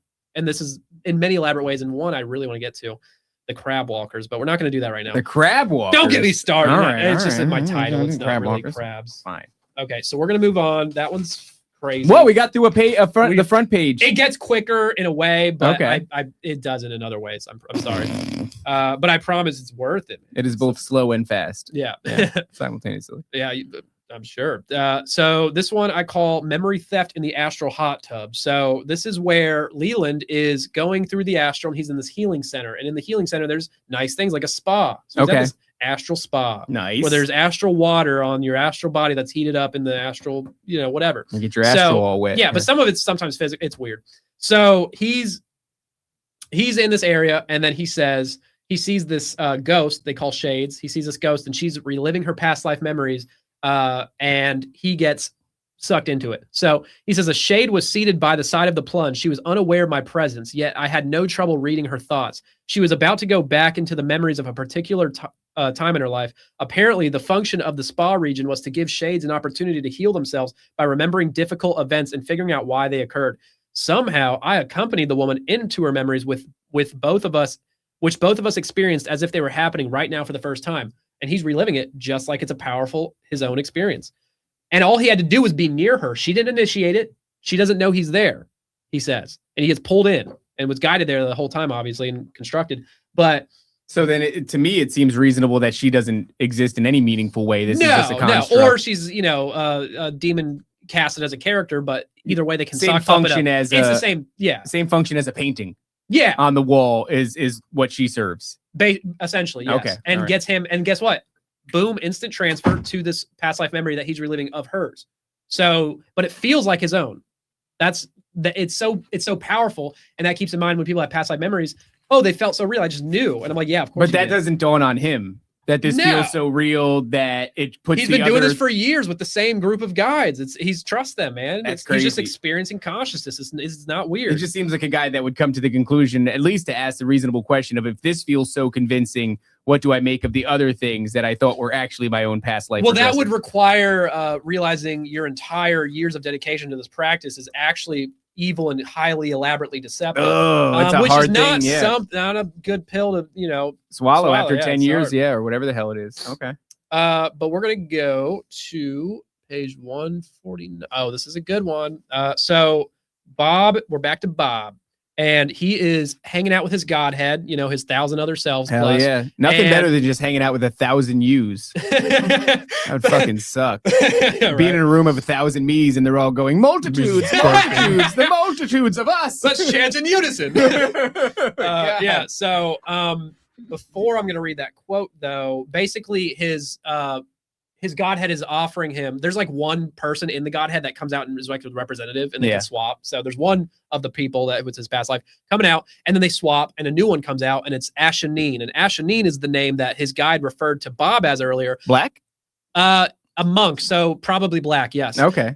So basically, he was told earlier in the book, oh, you used to be Ashanine in a past life, and he was a monk, and he was like the most spiritually advanced version of you, so he's cool. So they're referring to him as his coolest self, saying, Bob, you're not quite up there. That's so crazy. Yeah, imagine that it was like the other ones came before you, they were better than you. So By the way, Ashanine pretty much jerked him off in a previous one when 1,000 of him jerked him off. Well, we're just going back to that thing where it's like, the multitudes of hymns started rubbing his body and I don't know if you might have missed that one. Yeah, no, you weren't here for that. I think you were here for that. And it is gay. Yes, but that's they the were biggest saying, takeaway. They're basically saying like you have a mission, and should you do well, is masturbation gay? I suppose if it's done you film it and someone's watching or anything like that, probably. Yeah, well, if you're touching dick. Yes. Yeah, but if you're touching your own, what are you thinking about? It depends on what you like more. I'm thinking about multiverse. Holding your dick? That's pretty bad. Yeah, it depends on which part of the process you like more. Okay, please continue. Let's sorry go. about the jerking No, off you're jokes. good. No, I'm a fan. So now Ashanine, his cooler version self in the Godhead rotates out. He's talking to that guy. Yeah. So that guy pretty much immediately says, hey, and I'm not quoting verbatim, but he says, hey, do you want any like spiritual abilities besides going out of body? And Bob is like, he literally basically says, no, I think I'm good. I got enough going on with the astral stuff. And that's true. He's got plenty going on. He don't need more. And I respect that. He's not all powerful, in that sense. He don't want all that. But then that character, the Ashanine Bob Godhead says immediately, we did not believe those were needed. Okay, why'd you ask? And then he says, but if you want one of us to use your body and talk while you go somewhere else, just relax and go to sleep. Oh my God. And you then, want us to possess you? Yeah, and he just asked him flat out. And he says, if you want, by the way, just go to sleep. And they ask for consent because to get fully possessed, you do need to consent directly to it. That is clear in Hostage to the Devil by Malachi Martin, the greatest book of all time, maybe. No, this is all like this is their MO. Yeah. The angels or these entities, it's always like, yo, let me borrow your coat. So you're special, you have a mission, then they jerk you off and get you sleepy, and then they're like, hey, we can take it from here. That's a crazy it's just like, and they're laughing at you the whole time, which is sad. Turn them into a piece of grass. There's a thing where they cross a line. Yeah. Homeless people behavior. Yeah. That's what they're exhibiting here. Like, let me hold that. Yeah. And it's like, hold what? My body? Yeah. Let me you just must use be it. sleepy. You just got jerked off by 1,000 ewes. You know how exhausting it is being grass? Take a fucking bath, bro. Take a breather, have a nap. Apparently that's fucking dangerous. Gotta be careful. Well, I gotta be careful. All right, don't nap. You can't nap. Yeah. So I didn't even finish that one. So they ask him to possess him. They just said, go to sleep and just Yeah. let us know. And then Bob says, no, I don't want to be a channel. That's not a route to freedom as I see it, which is the nicest letdown to being at. Look, I know you want to enter me. And they're basically like, I'll do anything. I'll shit for you, bro. Just go to sleep. I'll Whatever take your you shit. need. I'll come back. I'll wipe good. I'll wipe it real good. Yeah. I'm sure they're saying. Buy a bidet. Yeah, well, I'm all about it, bro. Yeah, you got to have a bidet. You can't just, I got to get it. Yeah, that's right. I'm pro. We don't have a bidet here at the shop. We should get one. Gotta get clean, bro. We'll work on that. All right. I can write that down. I think we're done with the out-of-body chapter, but we're going to move to stuff correlated to it heavily. And I talked to you about this a bit earlier. Don't forget, fist yourself. Oh, yeah. I just put every once in a while the comments, they want to hear you get louder. So, you know. Oh, well, I'll just start yelling too. That's fine. That's whatever. So now we're they going can't hear you over the chauffeur. Or the, what is it called? They're doing construction. They're building a dentist's office over there. The devil's at work to stop this from getting out. I thought it was them blowing the horn this whole time. It's a fucking jackhammer. I was like, hey, shut up. Shut the fuck up. All right. So we're going to my literal nightmare fuel chapter, which is the dream hijacking stuff. Okay. And I talk a lot about Vicky Joy Anderson and her work in here. Shout out Vicky, love you. She crushes. She's literally one of my she's favorite very people. nice. She started my book. I don't know if she made it far, but she's very supportive. And I'm taking her work here. This is not my work. But she talks about the fabricated room scenario in her dream hijacking stuff where she's getting sleep paralysis. And she says she's interviewed tons of people who've had the same experience. It's not just her, but she's had maybe thousands of experiences over like her decades of her life. And she talks about the scenario where you get sleep paralysis and you're witnessing shadow people, Hat Man, stuff of that nature, maybe aliens for some people. You'll see a lot of apparitions doing a lot of impossible things, and you'll feel the choking sensation or the being sat on sensation, which is, you know, obnoxious to be sat on. Yeah. But they describe feeling choked, all this stuff. And that's a thing that millions of people probably have described, or at least hundreds of thousands. There's testimonies everywhere. They sit on very my real face. thing. I've had it a handful of times back when I was hanging out with demons like a retard, but you know, we're back, and we're better. We're healed. So Anderson talks about how she believes that they are fabricating this false room, that you think you're waking up and seeing this apparition, but really you're dreaming still. And they've recreated the dream room to look exactly like your room. That's slight discrepancies though. And then they can have more conscious control over your sensations. What do you think the feel it's real discrepancies are about? Or do they just suck? I'm gonna get into that. Okay. So no, I don't think they suck. Well, I do, but not in that way. Right. Not at making rooms. So what I think, because people go, oh, well, a window might be a few feet away from where it's supposed to be, or an object in the room that's not supposed to be there is there, or a color will be different, stuff like that. Like slight subtle differences, but everything else is perfect. Now, keep in mind, in this state, you're in fear and it's usually dark and you can't see much. But after having a ton of them, she's witnessed enough instances. So I don't think I think it's Joy Anderson, high level pattern recognizer. Yes, well, she has to be careful with that. Yeah, I know where that leads. It's dangerous in this country. That's right. So Florida specifically. Yeah, right.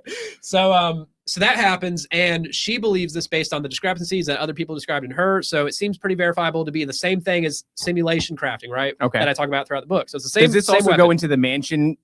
You know, it's like people will have this dream where they're in a mansion made of like a bunch of different rooms, and there's a bunch of different shit going on. It's almost like a with maze. different doorways to different areas. Yeah, and it's like portals. a maze mansion. Yeah, I would say it's the same Okay. thing. It's just they can create it as looking as anything they want. So the mansion thing is just is a device to take you to different areas. Okay. So Holly's house. Regarding the fabricated room scenario, so I think sleep paralysis, demons, and these visualizations, I'm not saying nothing can manifest physically. I'm not saying that. I'm just saying I think a lot of them, if not the majority of sleep paralysis, when you're having these visions of things, you are asleep. And that's what she says. This is her thing. I would agree with that. And you feel like you're awake and it's real and you just can't move your body, but you feel sensations that are indistinguishable from real. So just if anybody's experienced that, that's how you can know, okay, well, that's crazy that they have that. I mean, people have dreams and you get hurt in your dream and it hurts like hell. Yes. Right? So it's like, why wouldn't it doesn't always, but it can. So they have, I think it's selective control. Now, are the discrepancies in the room, are they off because they're bad at recreating the room perfectly and they're just not quite detail oriented in every way?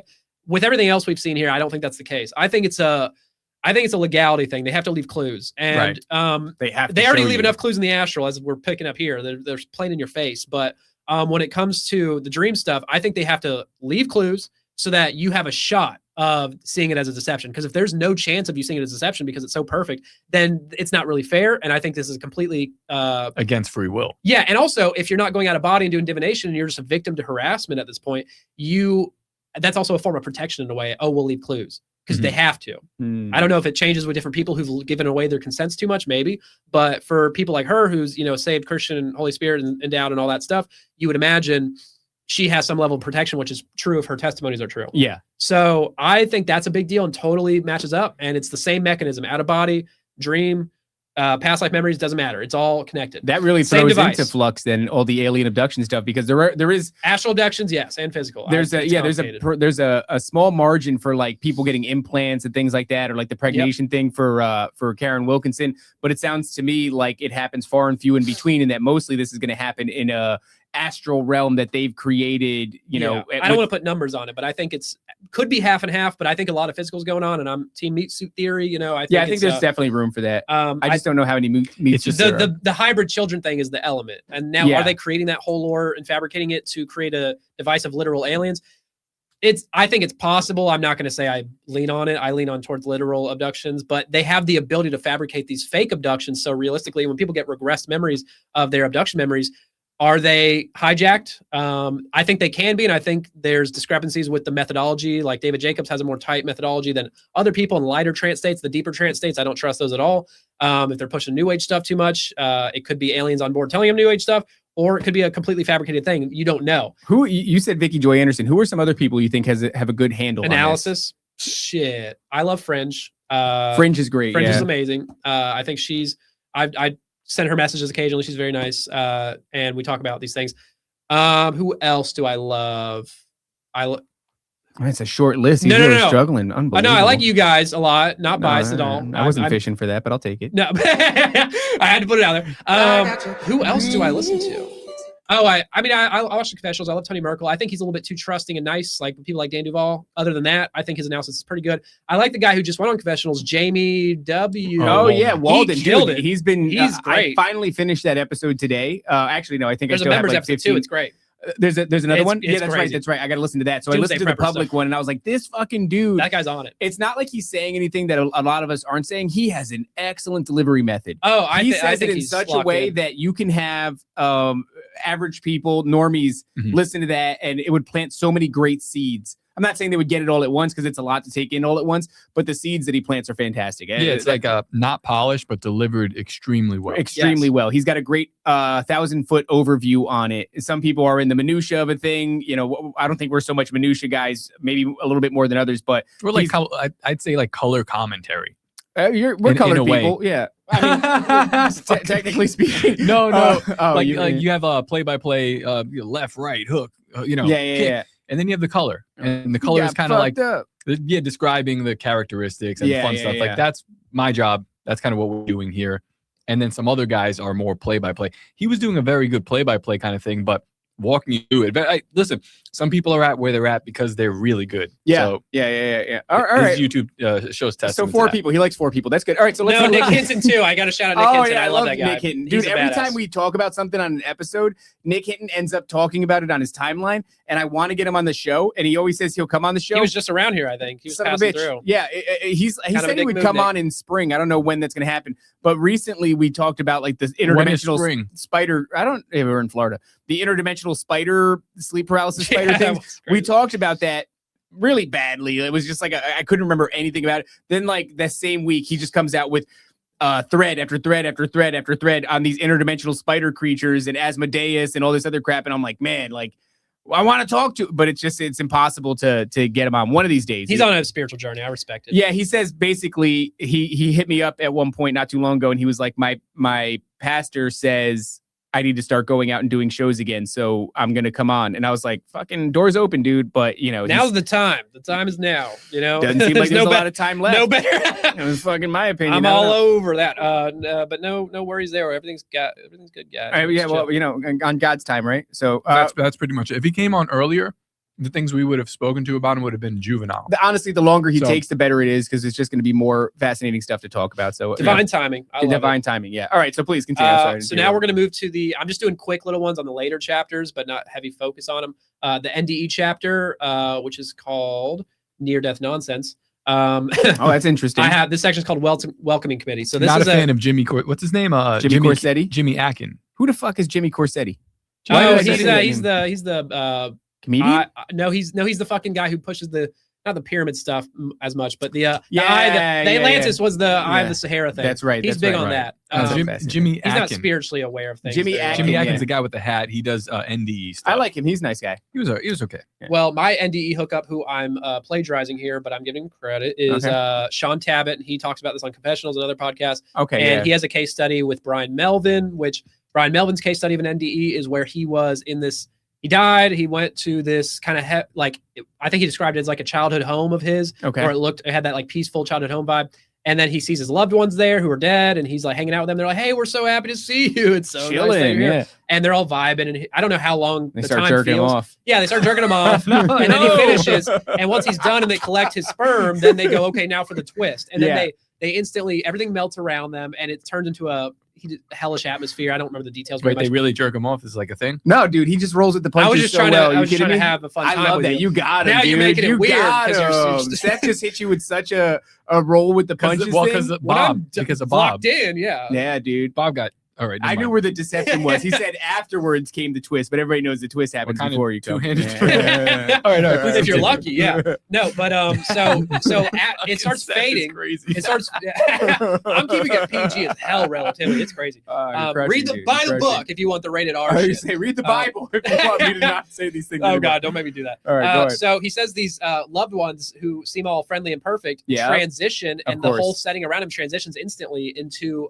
He says he describes them as quote serpent-like demonic kind of creatures, and the childhood home transformed into a poorly air-conditioned hell. My words. And then he gets resuscitated a bit after that, and he's back. So this Sean Tabbitt says this. He says, okay, well, if that's the case, how many people are having NDEs and then getting resuscitated before the transition happens? That's a great question. That's crazy. Because there's a lot of new age promoting ones, and some of them promote very biblical themes, which judge them by the fruits. I don't think that's it. Yeah, I don't think demons will give a completely biblical NDE to you. I really don't. No. So I think they have control over souls maybe who aren't saved, and that's Christ the people who are getting there, I don't know. And it's entirely biblical Christ. You got like a pretty good. Or they'll give you a different Christ. Yeah. Yeah, they'll give you if he shows up, he's got silver boots and he's got a blue suit on and shit like that. And you got a top hat and cane. Yeah.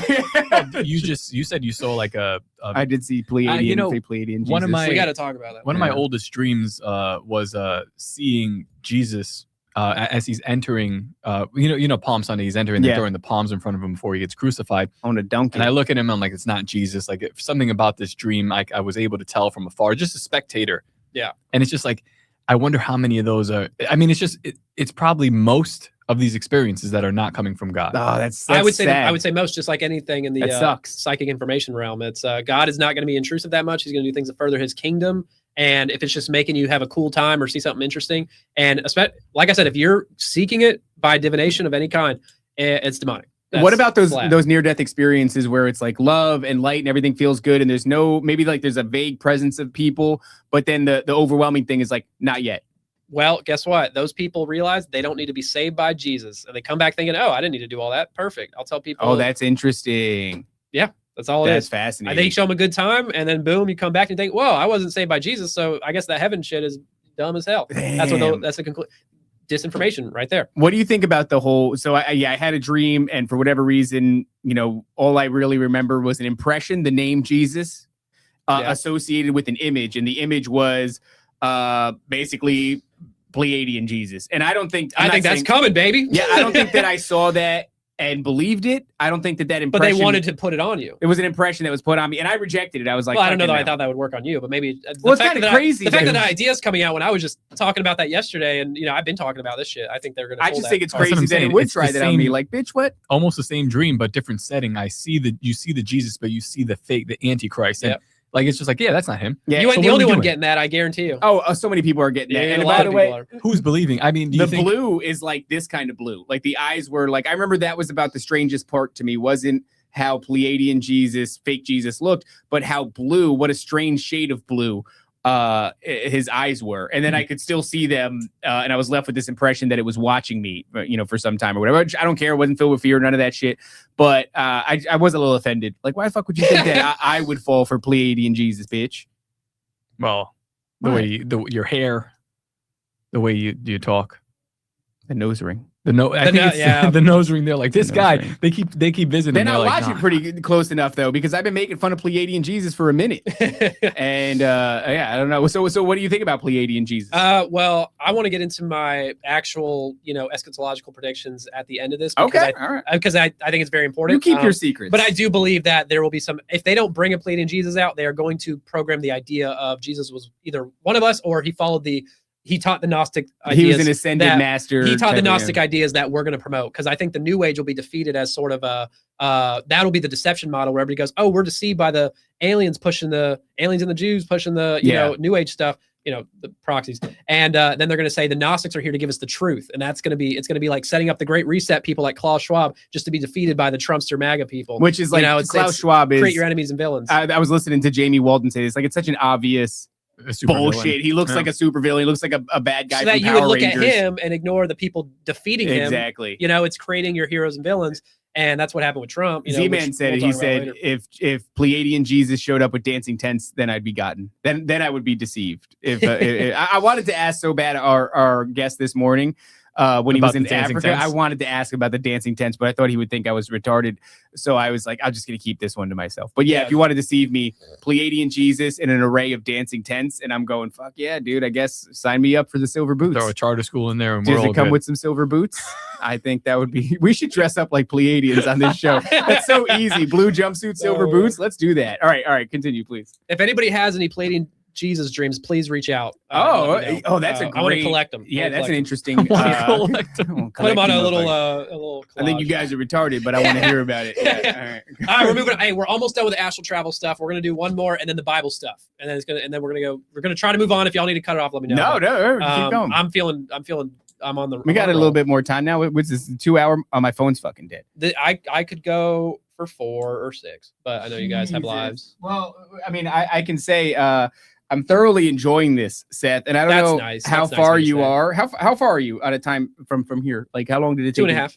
2.5 hours. That's nothing, bro. All right, shit, man. I mean, the dude wrote fucking a whole book in 6 months. I used to drive to Atlanta like multiple times. Atlanta. I would drive there and back in one day to go shoot a concert. I'd go there 5 hours. I'd shoot a concert for 15 minutes to get 3 songs to shoot, and then I'd come back and in the same day, and I'd feel like shit. Seth, you know, black? You black?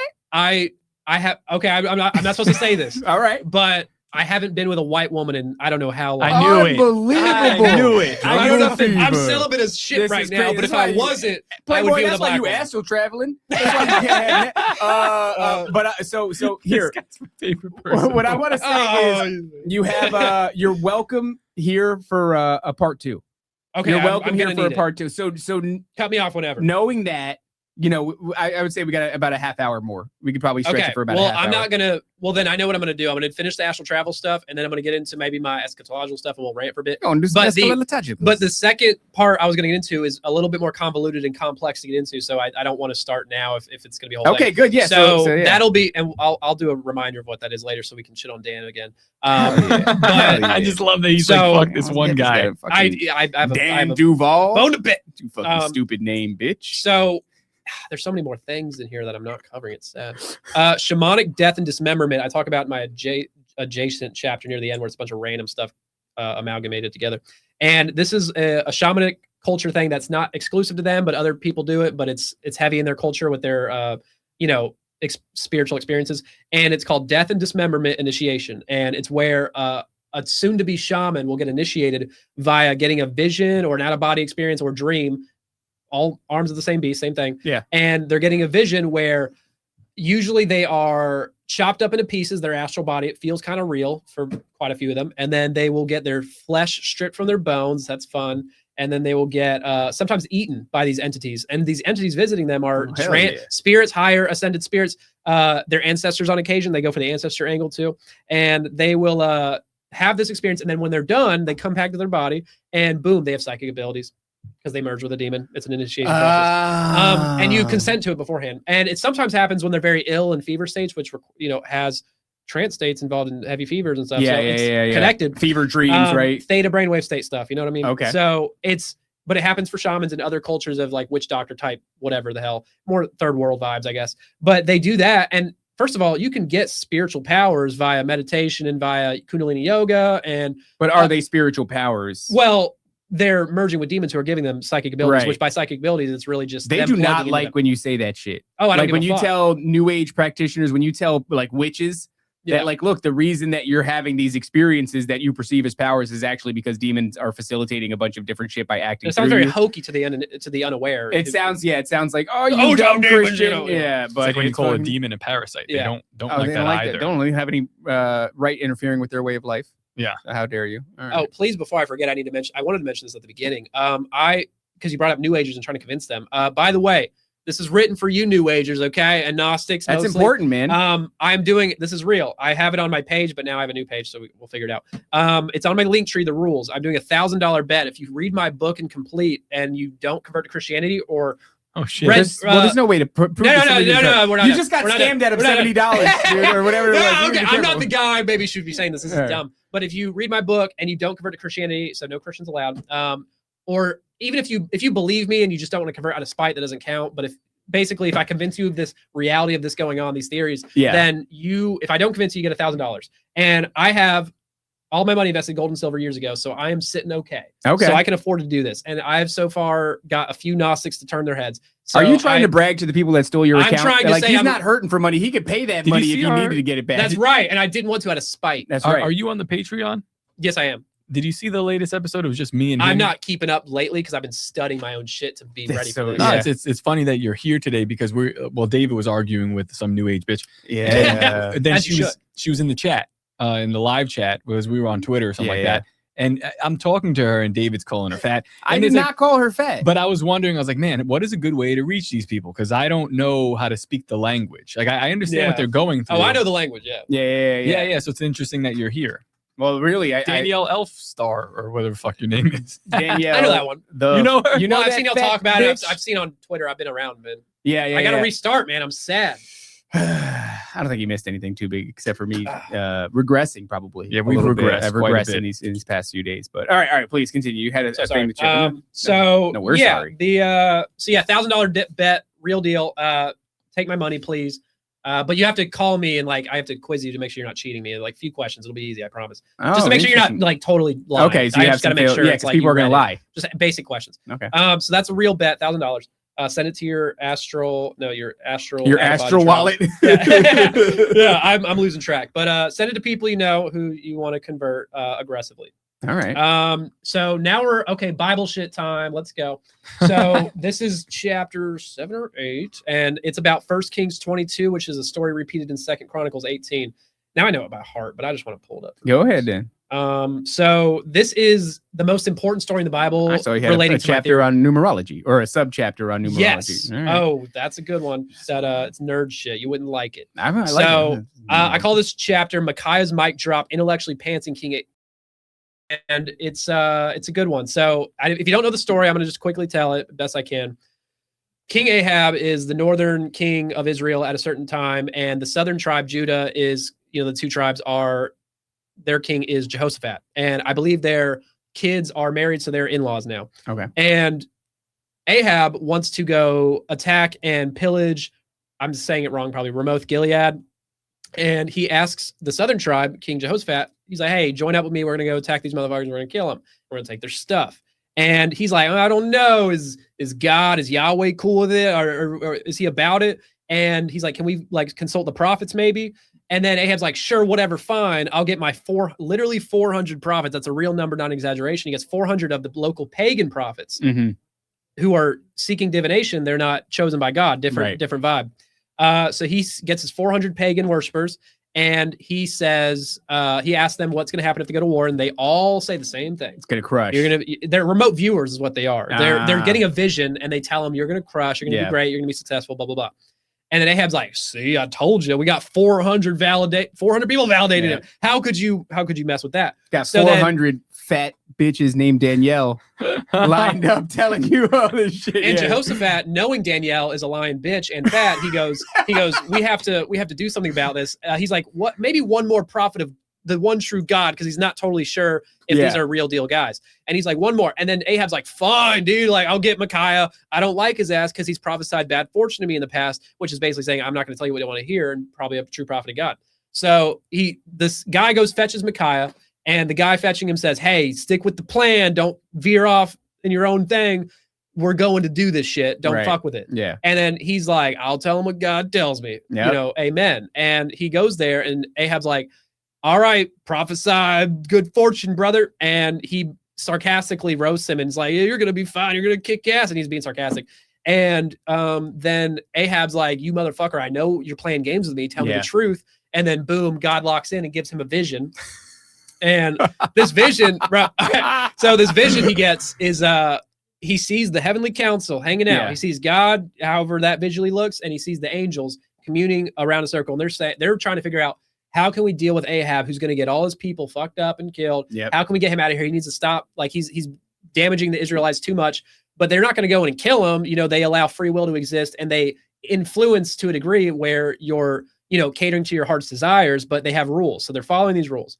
And the council's speaking to each other, and God's like, what do we do? He knows what to do, but he's letting his creation play it out. He's a real one. You know, he's letting his kids fight each other. So one angel goes, I'll do it. I'll go down there and be a lion spirit in the 400 prophets. He says, I'll be one of those fat Danielle bitches and go make up fun. Shit. So this is an angel on the good side saying, I'm going to come deceive you. And you say, oh, angels don't deceive. And it's like, well, first of all, divination, you asked for it. Second of all, it's not God doing it, it's his man, but it's not deception, and we'll get to why in a second. It's also kind of giving you what you desperately want more than the truth. Exactly. So the thing is, God deceives him initially with this action, but doesn't really, because he then tells him the truth through Micaiah and gives him a chance to go, okay, Micaiah goes basically, you can choose the truth or you can choose your own desires and your own passion. And they know what the truth is. That's why they asked Micaiah after the 400. They're like, this isn't, this ain't it. Yeah. They looked at the 400 and they were like, look at that. He wanted to convince Jehoshaphat. Ahab's already decided. But he thought maybe I can change his mind. So he gave him a free will option. He said, I'm going to give Ahab the truth. So he did with his vision. So he tells him that, and then basically tells you and glosses over initially. And I've heard only Hydra talk about this story, but not this element. And the element of, okay, well, if an angel can come down and get 400 prophets to say the same exact thing and have the same vision, remote viewing style, which is probably what it was implied. What does that mean about spiritual influences on psychic information? In the Bible, they tell you that it's possible, but you have to read between the lines and go, wait a minute, that's what it's saying. It's not even hard to figure out. You just have to really look at it. So that's validation to the abilities they have. Sure. Not the out of body stuff, but it's the next door neighbor of it. It's remote viewing and it's downloaded information, knowledge, and alongside probably a vision that went with it. That's interesting, that's everything. man. That's the whole thing. That's interesting, because if that happens, it's like everything that we attribute to a demonic spirit, whether it's, you know, a vision or something like that, doesn't necessarily have to be at all. It could be an angelic spirit that you've given a bunch of consents. You love something worldly. You want something more than you want the truth, more than you love God, more than you want to be a servant, more than you want to die to yourself. It'll give it what you want. And I lean on that idea. Demons take care of most of that, but I think that it definitely happens in cases like these to pursue it. You know, this is creating a biblical story as well, a narrative that's important. Yeah, and it's an important thing. So this I don't is think a world, not a world war, but they're war dealing on with the a world king in his stage. life. Yes, So exactly. it's bigger potatoes. Yeah, you know? Yeah. So well, this also happens to Saul, right? Saul's he goes to the Witch of Endor. Yeah. Well, not just the Witch of Endor, but he is. It's prophesied on him that like, yo, you're gonna spiral. And no matter how much I tell you you're going to spiral, you're not going to come out of it. So it's just like he's like allowing you to continue to spiral until you kill yourself, basically. But that's, man, it's almost, it's not predeterminism. It's just like, hey, this is what's going to happen, man. And I'm sorry, but you know, this is what you chose. Here's your opportunity to come out of it. And it's just like, man, some people just don't. That's hard. You can't never say God won't give you what you want. Whew, that's heavy. Yeah, that's heavy. Free will universe. You know, I think it's fair. I think it's very fair. Considering bigger picture. So yeah, that story I think validates my whole vision thing alone. You know, I didn't need to go, but all that other stuff is going, this is the people that the New Agers and Gnostics look to for cosmological information, and it lines up with channeled information, which are, by the way, the details very strongly. And that's more so in the second part with the spirit releasement therapy stuff. You'll hear more about that and how they vary. But you got to keep in mind, people are like, why don't they stick to one story? And it's like, well, first of all, they got to cater to people and make sure they, you know, attribute to stuff that they know they will fall for. But also, why didn't demons create one counter religion to Christianity? Why did they create so many? Right. Well, because it's muddy the waters, make Christianity one in a giant barrel of all these different belief systems. Yeah. But most of them are reincarnation based. Well, that's why right now, as we're you know, going towards this whole alien disclosure thing, I've seen the sentiments, and this has been around for a while. If you think about like the film Zeitgeist, even before that, obviously, but if you look at the sentiment online that's boiling to the top right now, where it's like Christianity is just a retelling of a real event that did take place. Yeah. But that Immaculate Conception and all this has already happened. So you could either say this is a retelling of the Osiris, Horus, and Isis story, or you can say this is just Jesus is one of many Christ figures, that came and ascended figures that was one of many, and they're all these ascended masters who have tried over and over again to impart some message on humanity, but they fail every time, and we reject them. But that just makes him one of a multitude of different messianic figures. Absolutely. And so but I see that really loud right now as we move towards probably Pleiadian Jesus or what the hell. Yeah, the Great Deception is not far away at all. It's exciting. Oh yeah, I'm pumped about it. Oh yeah, I mean, we can really testify pretty hardcore right now. Yeah, yeah, man. All right. I guess as we bring it in for a landing, is there anything else you wanted to slap on the top of that? I did. I was gonna do it after my second part, but you know what? We're gonna come back and take care of that. I wanted to talk about eschatological stuff, which we kind of just drifted into, and only because I egotistically want to give a reason to validate my work. And if I have any, if I'm wrong, it doesn't mean my other shit's wrong. It just means I want to put something out there that I think is very legitimate. And if it happens anywhere close to it, it can bring attention to my work, which is very important because I want to get this word out. I think the whole vision concept, if people understand that, it explains reincarnation memories, which we didn't touch on in detail, but the evidence is there. It's in my book on how it's the same thing. And like we said, we're going to have you back for a second one so that we can so we'll talk about that later, but it's going to be a good time. But we'll get into the reincarnation stuff. But for now, I got so much notes on this part. I can remember most of it. So yeah, I think we are approaching the Great Deception. I think I'm not going to get into too much detail on it, but I think the Messiah, do you know Messiah 2030, that presentation? Yeah. Did you watch it? No, I watched, it's pretty long. It's I watched 6 hours. I watched like the first 2 hours, I think. And it was interesting. Did it hit you though at all? Yeah, there was some fascinating stuff in there. It wasn't something that I bought hook, line, and sinker.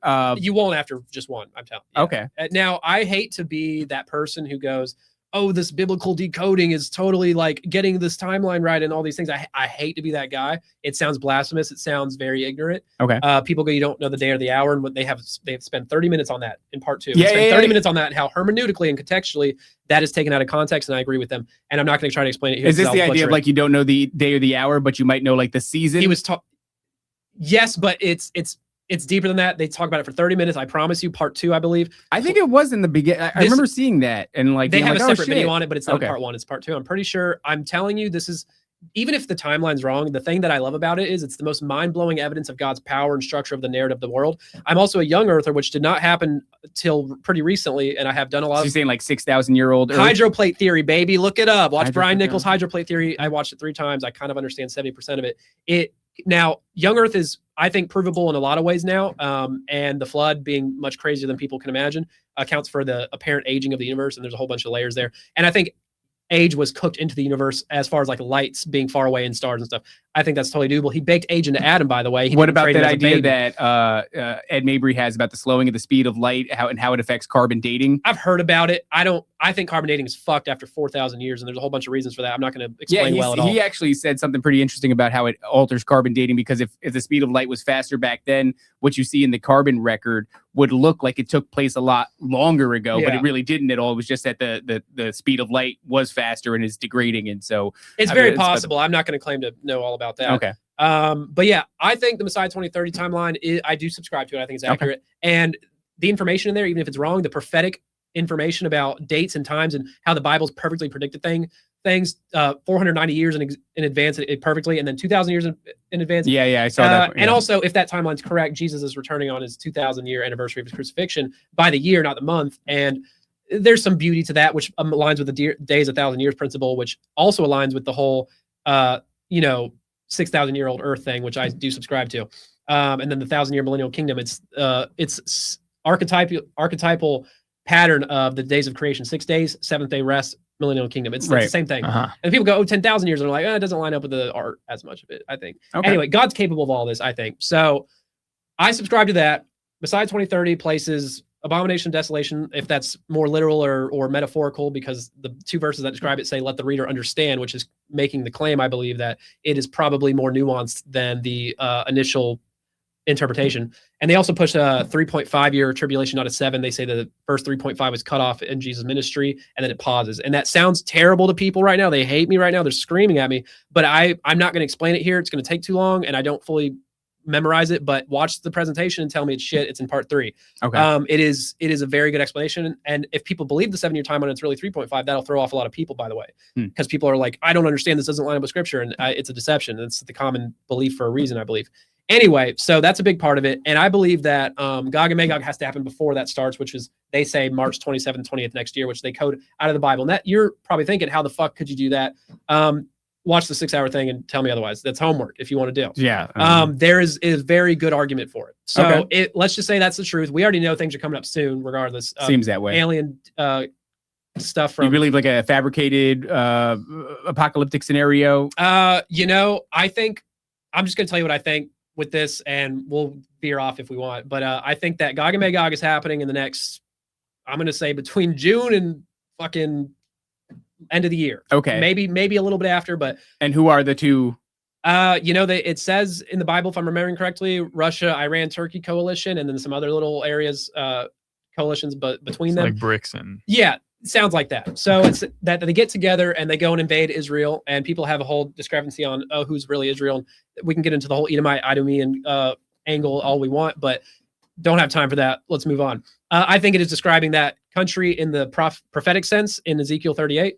And it seems to be lining up that way right now pretty perfectly. And the hatred amongst Jews in the world is growing, and it's semi-justified, but also it's part of a psyop. Yeah. So you got to understand that if that happens, I think the Bledsoe prophecies and the Stryber, which coincides prophecies, I think they're the other side of that coin. What was Stryber's prophecy? I don't remember it for detail. I just remember he said the same things as Bledsoe, and people were saying that. I'm Is that in terms of the Regulus star? No, I think it was more of the aliens showing up whenever Iran and Israel exchanged. I think that missiles, is accurate. Yeah. Which they've been exchanging missiles, but it didn't say immediately. And I think that's, I think it's still going to happen. Now, if that's true, if Bledsoe is right, which he's the chosen prophet for the New Age or maybe Gnostic side of it, he seems more New Age. His son is more Gnostic. I don't know.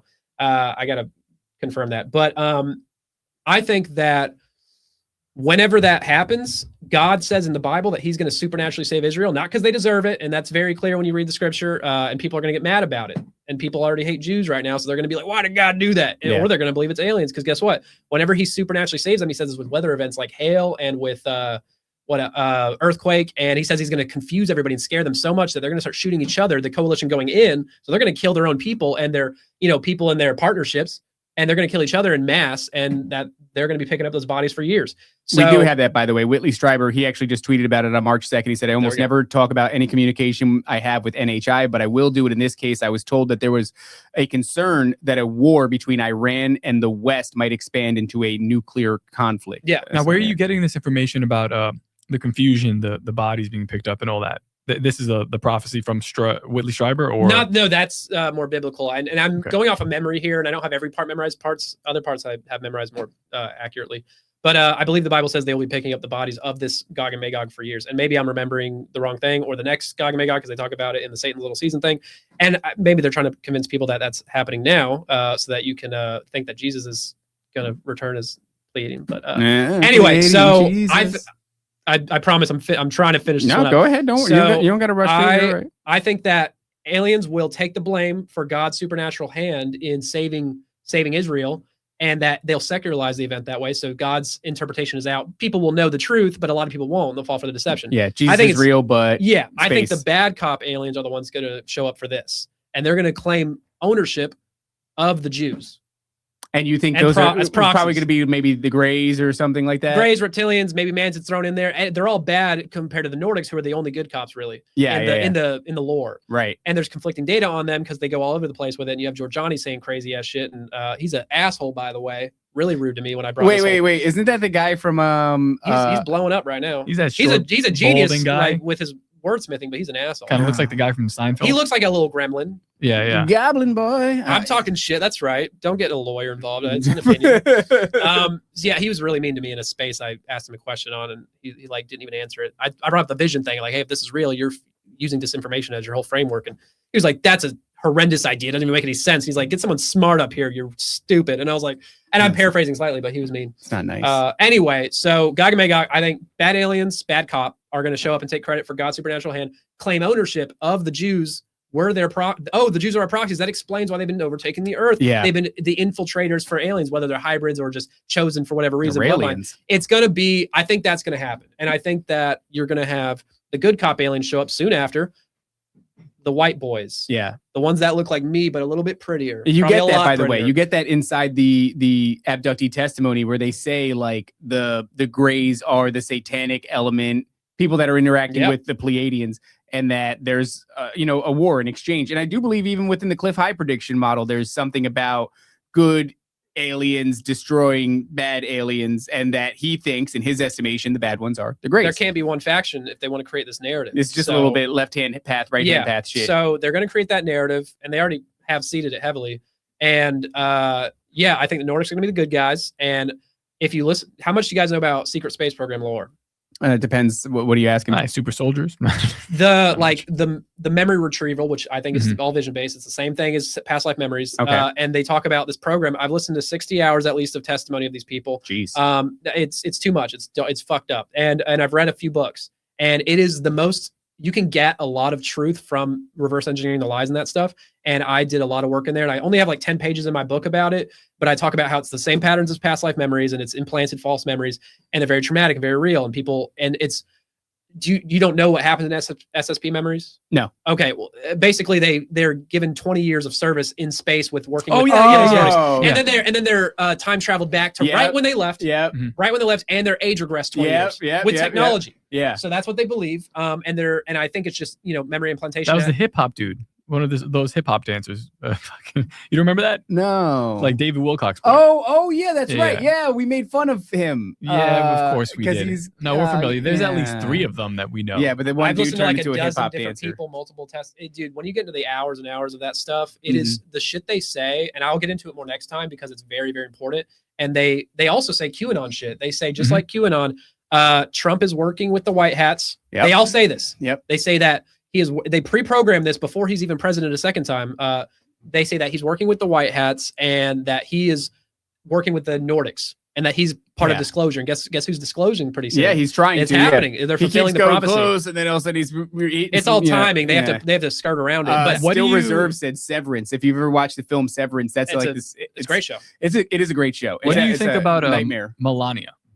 Oh yeah, I mean, she plays a role in this. She seems spooky as hell to me. I mean, she is, maximum spooky, no doubt. But, and probably genius level fully. visa. She's constantly talking through her outfits and shit. Like, I don't think she has much of an integral hand, maybe. But is she possessed by demons? I bet my bottom dollar. You think she's Pleiadian? I don't know. I swear to God, she got some work done. Then they're gonna say she's Pleiadian. They're gonna roll her out. Yeah, I'm sorry. I'm looking for silver boots and a blue outfit over here.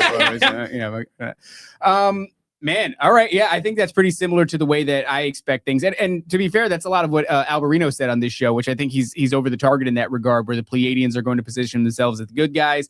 Greys are going to be the bad guys. We're going to watch a fake war take place, and we're going to have some fake savior figures and all that figures.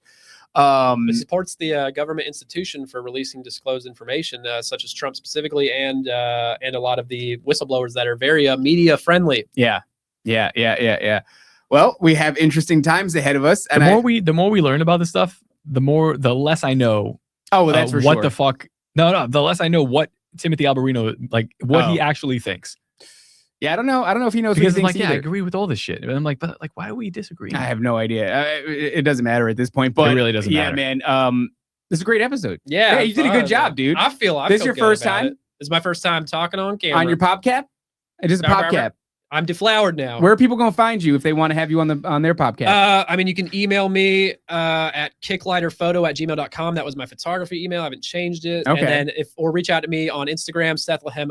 Sounds like you got to get some official shit set up. I have another interview scheduled in a few days from now on Forbidden Knowledge News. Oh, I love that dude. He's great. But I don't think he's a Christian, so I'm gonna I'm gonna go hard on him. He's Christian curious. He had a reptilian experience. I'm gonna get him, bro. I'm gonna get him. Yeah. He seems nice. Ask him about his reptilian experience. Oh, Oh, you're gonna- I will try to remember that. Yeah, he's a great dude though. No, but he seems nice. I'm going on there, and then I have plans to do one with another friend who I don't know if y'all have heard of, but and then I'm trying to get on confessionals. Nathaniel Gillis messaged me the other day. Hell yeah. The other day on Instagram. I've been following for a while. He goes, "We need to talk. I love your work." And I go, "You know about my work?" Let's go. And then I go, and he's like, "Yes," and I love it. And then he go, I don't want to say what he said to me because it's too private, but he said something really dramatic.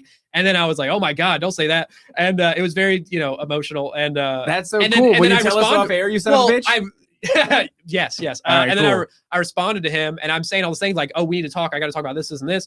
And I need you to use you. I need to use our new friendship so you can get me on confessionals. Yeah. And then he didn't open it yet. That was that was like 2 days ago. Tony does what Tony wants to do. I love you, Tony. I'm a big fan. I think Tony would enjoy your work though. That's for sure. I think so too. And I need to defame Dan Duval, and that's the best place to do it. And we're gonna kill you, Dan Duval. We're gonna murder you dead with weaponry in our hands. I think after this, a lot more people are gonna know your work and take it serious, because it's always a mixed bag. Yeah. Like when we invite somebody and we're not exactly sure, like we've never seen you talk. I've had seen some you people online. Be like, "Hey, I got a book," and then I've looked through the book and I've been like, "This is actually crazy shit. This is absolutely crazy shit." Oh yeah. And it just comes from like the angle of all the people you've talked about being deceived by this entire. As was I. Yeah, and I get it, but our email is filled with that. It's crazy how many. But man, I'm glad that we had you on, because you're bringing a wealth of knowledge, and part 2 is going to be great, man. You're well researed. We have to ask this. By the way, this is. Maybe, we do maybe have to ask him, we'll ask you that, but this merits at least 1 can of cat food. This was Nancy's first official booking. Nancy, what did you think of the episode? It was great. You did great. You would say, I'll take that's good. Yeah. I love to hear it. Thank you, Nancy. Fancy feast or meow mix? Fancy feast, please. Okay, she's a fancy girl. Right, 1 can. 1 can. 1 can. Let's wrap it up. Ask him. Don't be rude. Are you having fun? I'm having a great time. Hell yeah. No, I've been big fans of y'all for a while, not to kiss ass or nothing, but I've been wanting to do this, and I was like, this is the perfect place to be deflowered on podcasts. I was going to do my own and just release it and basically be this amalgamated together. But I don't like talking to myself. I sound really awkward and cringy, and it's gross. That's why I don't do solo shows. It's kind of hard, and I don't like it. So I'm not bothered by any of my. I'm just going to use this as my thing. Well, I really hope you get to other shows, and this is all very solid information, and I agree. I don't know that I found anything I've disagreed with so far. We have to wait till episode 2. You got to do some reading, man. You got some homework. Honestly, we could use this as like a reference material. Not just I say we say it's our work. No, but that I'm cool with it. The stories in here, they go right in line with like an episode of Chronicles. Oh yeah, they do. Like you can open this up and they'll make you giggle. And they'll make you giggle, and you can kind of read it, extrapolate on it, have some fun with it. If we don't have emails, a useful tool here. Oh yeah. Maybe we do a little bit of that. Chronicle Shenanigans. Shenanigans, bro. What's the name of the book, and where can people get it? Spirit Realm Shenanigans, an unhinged rant exposing the psychic fabrications of discarnate dweebs and Nephilim nitwits. And you can buy it on Amazon. It's hardcover and soft, and you can buy it on PayHip through my Linktree directly. Linktree/Sethlehem, I'm pretty sure.